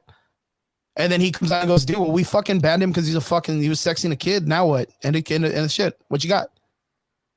Like, you know what I mean? That's what it sounded like. Because if you go back to the way he puts it, like this guy's like, yo, he got banned because he got caught sexing a minor, and then it exists and the then existing Twitch Whisper product. He was trying to meet up with her at TwitchCon. The powers that be could read it in plain text. Case closed, gang. Like, I was like, damn, this guy was like slapping back at someone. Like, he was snapping back at someone. It's just what it was. He was just frustrated. He just came out with it. Like, it's just, and I think that was just like Pandora's box, dude, because even Dr. Disrespect put out, I think like a couple days ago, he was like, yo, I have a bunch of shit that I can bring out, and I'm going to bring a bunch of people down with me. And it's like, damn, dude, this is going to get real fucking dirty in the next couple of days. I already know it. It's going to be bonkers. Nothing about this adds up. And when things just don't add up, I just completely shut down. Like, I don't know what to make of it. I can't make heads or tails of it. Nothing about this makes sense. People's actions don't make sense. Twitch's moves doesn't make sense. Dr. Disrespect's moves doesn't make sense. This kid that put all this shit out doesn't make fucking sense. Like, nothing about this makes sense across the board, which is weird. But usually in some of these situations, one fact will stick out. Like, all right, we can make some sense out of this. There's nothing about this that makes sense. That makes any sense. Go ahead, Nico.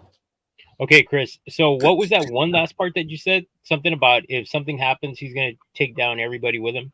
Yeah, a couple of days ago, Dr. Disrespect had made like a like not a threat, but he's like that's a threat, bro. That's a huge threat. Yeah, that's a threat.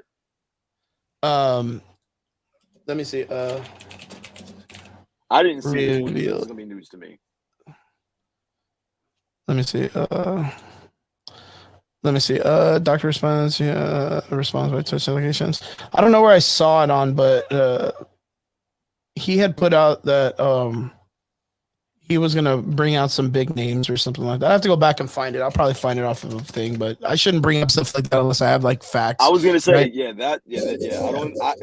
I never saw that. I think that would have been making the headlines if he did say that. But what I can say is, if I were him, I would just shut the fuck up. Yeah. I would kind of kick back and just wait and just kind of let everything, I wouldn't sit on my hands, but like I would go and talk to my legal team and tell them what we can and can't do. Maybe release a video out of character for once. Yeah, dude, because I think it's going to get crazy. I think it's going to get dude, all of that fucking work, bro. All of that fucking time spent and damn, yo. And in one tweet, it could all just go away, bro. Yeah, that's so wild. Yeah, man. But yeah, I think in the next couple of days, this is something that's going to be popping off. We'll probably get some more information in the next couple of days. Boys, other than that, what do you guys feel, man? Anything else you guys want to cover or talk about? Got a couple extra minutes until we kind of call it in. Dude, I saw somebody on the comments. They were talking about Spaceballs. Oh yeah, Billy. Sequel. Yeah, Billy Barnett says Spaceballs 2 parody, either Star Wars, either new Star Wars or new Star Trek might be a bad idea. You usually have to like what you're parodying, or it's just not gonna work. Brian, I didn't get to talk to you about it. How do you feel about the idea of them doing a Spaceballs 2 in this current status of Hollywood? I am a huge Mel Brooks fan. Mhm. And there's just no way you can pull it. First off, you can't steal Mel Brooks's sauce and think you're just going to replicate it. That guy was one of a kind. He was one of a kind, writing, acting. There's not going to be another Mel Brooks. And even if there was another Mel Brooks, he or she would not be able to survive in 2024. So I think this is going to be this is going to be a watered down version of a take of a Mel Brooks movie, and it's going to suck. Oh man, so you think it's well? I heard he's going to be producing though, isn't he? Isn't Mel Brooks dead? Oh no, he's still alive, dude. How old is he? Right now I believe he's in his 80s. Let's see.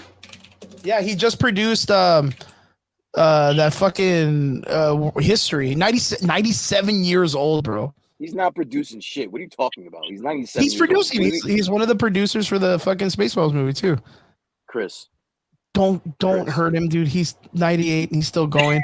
Bro, he just did You want me to not hurt him but then get excited that he can produce a fucking movie? Yo, he just did History of the World Part 2 on Hulu. I don't give a shit. 2023, dude. He just did it last year. This guy is 100 years old. 100 years old. Still moving, man. 97 years old and still running it, dude. Oh shit. He's literally Yo, you gotta understand though. You gotta understand somebody that old, yo, I'm sorry, but there's a little bit of racism.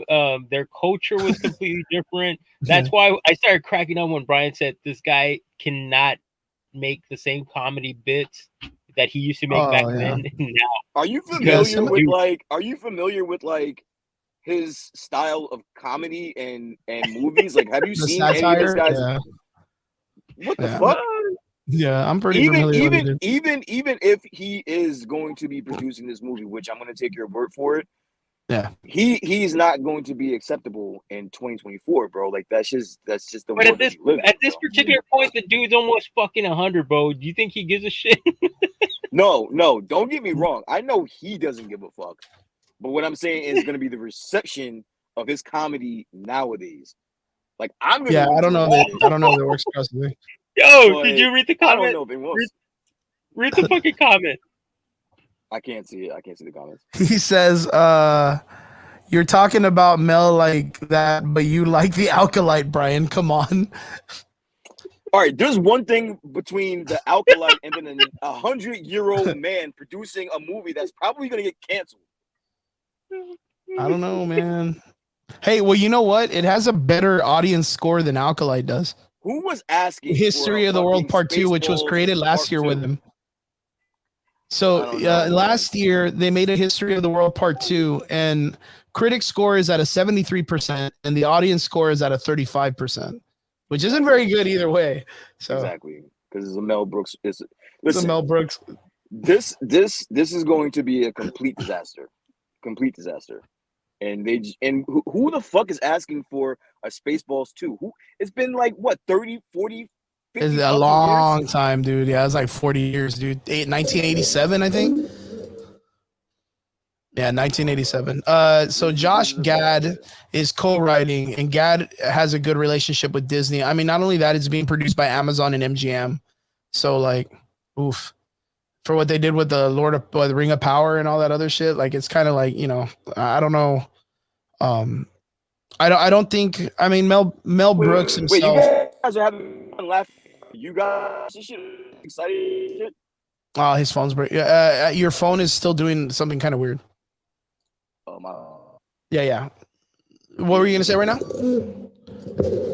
was just gonna say that you guys are laughing at me and shit. But are you gonna watch it? Are you gonna fucking support this shit? You gonna fucking? So here's the thing. When I heard about this, I was kind of like, oh shit, like we're going to get a sequel to Spaceballs. That's so cool. Because of the fact that in the first film, there's a joke about it being Spaceballs 3 in search for part 2. I thought that was really funny. So I was like, oh shit, like the comedy, like that's comedy gold, right? But again, like I was in the same format. I thought Mel Brooks died a long time ago. I thought he like passed away or something. So like to hear he's like still making movies, and then for someone to say, oh yeah, he just helped make History of the World Part 2 last year. I didn't even Guy know it can't came even- out. I didn't even guy know there was can't anything even- of Mel Brooks last year. So I was like, okay, This guy I'm can't gonna have even- to this go back guy- and watch yo, it. Chris, this guy can't take a shit without help, bro. Yeah, I'm gonna have to go back and watch at least the history of the world, and then from there I can give you at least some kind of like feedback on what I think. But I don't know if it Yo, cut that kind the of comedy fucking works. bullshit, bro. You're not watching this fucking movie. You're not excited for this fucking movie. Knock it the fuck off, bro. It's Spaceballs 2. I love Spaceballs. I love Spaceballs 1. You are not I gonna would- watch this fucking movie, bro. I'm gonna I watch know- it because I watched Velma. Because I'm gonna watch it because I watched Velma, man. Get the fuck out of here, man. Oh my Yeah, god! I don't know, man. I heard about it today and I was like, oh, okay, well that's Yo, you Cool said idea. It's what? for me. I'm not gonna lie. I heard it and I was like, oh, that's cool, I guess. Like I didn't really look. There's no part of me that was like, you know what, I would really want right now in 2024, Spaceballs 2. No one did. No one, no Not one one. person. Not one No, person. no, don't get me wrong. Don't get me wrong. The old movie, Spaceballs 1, fucking funny as hell. Classic. Like it had its comedy for the moment. Like it was good. Does it work in the nowadays time? Fuck no. Negative. Not at all. Neither does Naked Gun. Neither does Hot Shots Part 1 and Part 2. None of that kind of comedy works nowadays. Was it good during that time? Yeah. It was cool during that time. It was fun and everything like that. But it just doesn't work in the current status of Hollywood. So like that was my biggest concern, that I was like, man, I should ask these dudes, what do you think they works? And if it doesn't, and I don't think it does. Billy Barnett says Paws of Fury was a tribute to Blazing Saddles, where Brooks was a voice actor. Oh, cool. I didn't even know that. I don't even know what that is. But yeah. Listen, Mel Brooks is awesome. He's a legend. Yes. I want to remember him that way. Like I want to remember him that 100%. way. I don't want any type of thing that could fuck that up for me. Like, know can what you I'm saying? I imagine, don't dude? They think make that- this movie and it fucking just blows, dude. Like, just blows, and you're like, that's it. Like, then all the younger generation that we tell people, like, man, it was really good back in the day, and they look at us and like, you're fucking stupid. Like, this is what your shit is now. Like, I don't know. That's the only thing I fear. Is I always fear that when like the newer, like you said, like the Gen Z style of like filmmaking comes in and says, oh, we're going to take this old story and we're going to make it new. And it's like, oh, fuck. Oh, fuck. So, yeah, Eel says Spaceballs 2 is going to be the movie of the 2025 to 2030s, the best film of all time. 10 out of 10. 10 out of 10. All right, Brian, I know you're at work and you're doing some stuff, man. I appreciate you for jumping in. I'm going to go ahead, and it's 11 o'clock. It's probably midnight for you. I hope you're doing good, man. I hope you had a really good week and you're kicking ass. Congratulations on meeting that AEW actress or wrestler. Oh yeah. I met her. Wait, was what? it, yesterday? Yeah. Who'd you get to meet? Sheila Gray. She's AEW women's actually her out there. I'm gonna view Chris out there when due to the event. We're getting some feedback on your phone, Brian. I'm sorry. Yeah. It sounds like you're in a cave. It doesn't matter. I'm gonna go. Yeah, I'm breaking up, so I'm gonna go. Yeah. Well, what was her name again? Shayla Gray. Shayla Gray, dude. So Yeah, cool, she's man. Well, fucking so good. awesome. Well, congratulations. We didn't really know like how you met her, but that's really, really badass. Yeah. Congratulations. All Well, right. brother, right. we hope to catch you. See you later. Oh, fucking, he's making fun of the phone. All right. Good job, Nico. Good job, Nico. Vegeta is a cunt. He's a cunt. Vegeta is short. Sucks. Second nature. Eat it. All right, brother. Thank you so much for tuning in, Brian. Thank you so much for jumping in with us, bro. All right. Nico, what a great conversation. Nico, always a privilege. Hey, man, I got to send you a picture of the thing I was making for you. I hope you liked it. Working on Nico's icon. So hopefully we get it more pushed forward. I'm doing it all freehand, so hopefully it gets really, really good. Brian's phone's breaking up, but it's all right. We had the opportunity to hear him talk about, of course, all the good stuff. The Dr. Disrespect drama is something that I think we need to keep an eye on. That's going to be something super in conversation in the next couple of days. I know there was a little bit of feedback earlier for Deadpool Deadpool and Wolverine, some other stuff that's been talking about cameos and other things that they're talking about. I didn't want to bring it up so much because we are always talking about it. I think the Alkalite is in that format too, where I feel like I don't want to give it so much focus as much anymore. I think it's gotten a little silly. I think we were talking about it earlier with like how people are kind of like the fan base is kind of going at each other and everybody's at each other's throats. It's not constructive criticism anymore. It's just attacking each other and kind of losing interest in the Alkalite, to tell you the truth, in Star Wars and in Factor. Yeah. So it's kind of weird. Like, I've been a Star Wars fan all my life. In fact, my parents, when they had my brother Bobby, that was their date. They went to go see Star Wars. Like, Star Wars has been a major thing in my family's life. So like, to see where it's fallen and to see where it's at right now, I kind of like, it's kind of a disappointment, but hopefully it picks itself up later. We have, the Mandalorian film, we have other stuff that's coming up, the Rey movie and all this stuff. So hopefully it's able to fix itself. But for right now, the current status of Star Wars has got me kind of like at wit's ends. Nico, how do you got, what's your life plan now for the rest of the weeks? What do you got coming up, man? Any cool events? No, not really. I'm still gathering all my shit. I got a crap load of stuff that I'm going to take to fucking PokeFest. Yeah, so basically, to be honest with you, that's really what I'm doing. I'm actually taking the time to price my items little by little. I'm gonna have a shitload of fucking Funko Pops, action figures, trading cards, Pokemon cards. Yeah, man. So I've just been doing that the entire time. I'm still working on my van. I want to go ahead and design a wrap for it so I can wrap up the van. Oh, nice. But and then of course you're designing my logo. Mhm. So dude, I liked it. Nice. Once it's in color and everything, dude, I'm pretty sure it's gonna look fucking awesome. I'm gonna try my best, man. I haven't done freehand in a while, so it'll be a challenge for me again.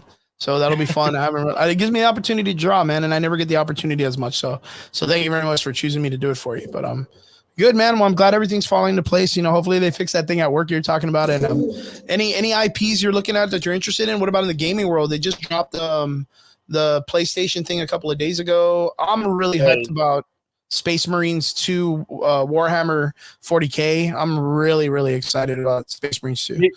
Did you get all excited about the PlayStation 6 announcement crap? I mean, not about the consoles. I just the console situation is like, it kind of sucks. Like, I love my PlayStation 4. It was gifted to me by my students at my gym. Everybody came together and just bought it for me, which I didn't know was going to happen. And I was just blown away. At the time, I was playing on PlayStation 3. So everybody got me a PlayStation 4. And then, like, it almost felt like a couple months later, the PlayStation 5 came out. And then now the PlayStation 6. And it's like every time that the consoles come out, like something egregiously changes, like that they're like, oh, cutting off servers to PlayStation 4s, or, oh, this game doesn't work with PlayStation 4s. It only works with PlayStation 12 and it's not even out yet. And PlayStation 5s don't work. And, it's always like some weird technology race. Like, I kind of just like where it's at right now. I dig my PlayStation 4, and it's cool to see all these IPs coming out, but I know they're not going to come out for the PlayStation 4. Like, if they do, they're going to bastardize the graphics and make it seem like it can't run shit. Like, you know what I mean? So, yeah. It's disappointing. But the only games that I was truly excited for, of course, the Wukong video game. That one I've been really, really excited, which is the Monkey King game that they were announcing a while back. Of course, like I said, Space Marines 2, Warhammer 40K, really big fan. I think it's a great game, and I love the graphics, and I like it. The guys that made World War Z are the ones that are making this game, so they're going to have like the swarm effect where they have like a bunch of animals come in and you get to kill them like the way they did with the zombies in that game. And then the other game that I was excited for was, off the top of my head, the Doom game. Doom, the Dark Ages. Man, that looks super impressive. Of course, like I'm a big fan of lore, and the Doom lore is so fucking crazy. Like, so knowing that they're gonna go into the Dark Ages. The one thing I love about Doom is the fucking soundtracks, bro. Oh, the soundtracks is amazing, man. I'm really hoping that they bring Alex the Terrible and Slaughter the Prevail into like the next one. I think he'd be awesome for it. But I did like the death metal orchestra that they created for Doom Eternal. Chris DeLeon, shout out to the man himself. Like, he was in it and he was a part of it. So shout out to our boy Chris, like whoever's any of these out there, like he was a part of that. And I thought it was so cool to bring in just a bunch of like metal death head singers, just like just the fucking doing crazy stuff. But I think Alex is terrible. Even Ronnie Radke from Falling in Reverse would be a really great introduction. Yeah, like he's doing amazing stuff right now in the music industry and what he's been able to pull off. So that would be really cool. But Dark Ages Doom looks great. They even released Gears of War E-Day, which is really cool. A couple of years ago, we had Carlos Ferro on the show here with us. He came out and he loves the Average Boys. He wants to be an average boy, and just a really great guy. And yeah, man, he even told us on the show like Dom's not done yet. And I was like, what are you talking about, my guy? And then after that, they released like some skins and they added like his whole tomato garden thing. And it's like a big meme and all this stuff. I mean, lo and behold, to find out that they're going to bring him back entirely for a whole other series with him and Marcus Phoenix is amazing. So, and I told him too, like, we wouldn't have Gears of War if it wasn't for Dom's character. So if he didn't save Marcus Phoenix from the prison, like we would have never had Gears 1. So great shit. I'm super excited to see it come back. And yeah, man, a lot of great stuff coming out. Video games right now. Playing, of course, Helldivers 2. Fortnite just released Reloaded, and they did the Metallica patch that they just recently popped off. So really cool stuff out there, man. So if you guys are out there playing video games, let us know what you guys are playing. Really interested in hearing that. And Nico, where can we find you, bud? Oh, okay. Obviously on Facebook, it's NYKO. Last name Cantu. Profile is Scrooge McDuck. Yeah, baby. But yeah, man. Other than that, you can find me here with you guys on the Average Boys podcast. And also with David. Yeah. Also with David on Adam Collections. That's Adam's podcast, Adam Collectibles podcast, which is on Fridays at 8 p.m., right? Yeah. So good stuff. Thank you for everybody for tuning in. We appreciate every one of you. To all our extraordinary listeners, we love you guys. Thank you guys so much for supporting us. We appreciate you. Don't forget to like, share, and subscribe. Tell your friends about us. Let everybody know what's up. And we'll see you guys again here on the show next Sunday. Average Boys Podcast. We love you. We'll see you. You guys have a good week. Laters.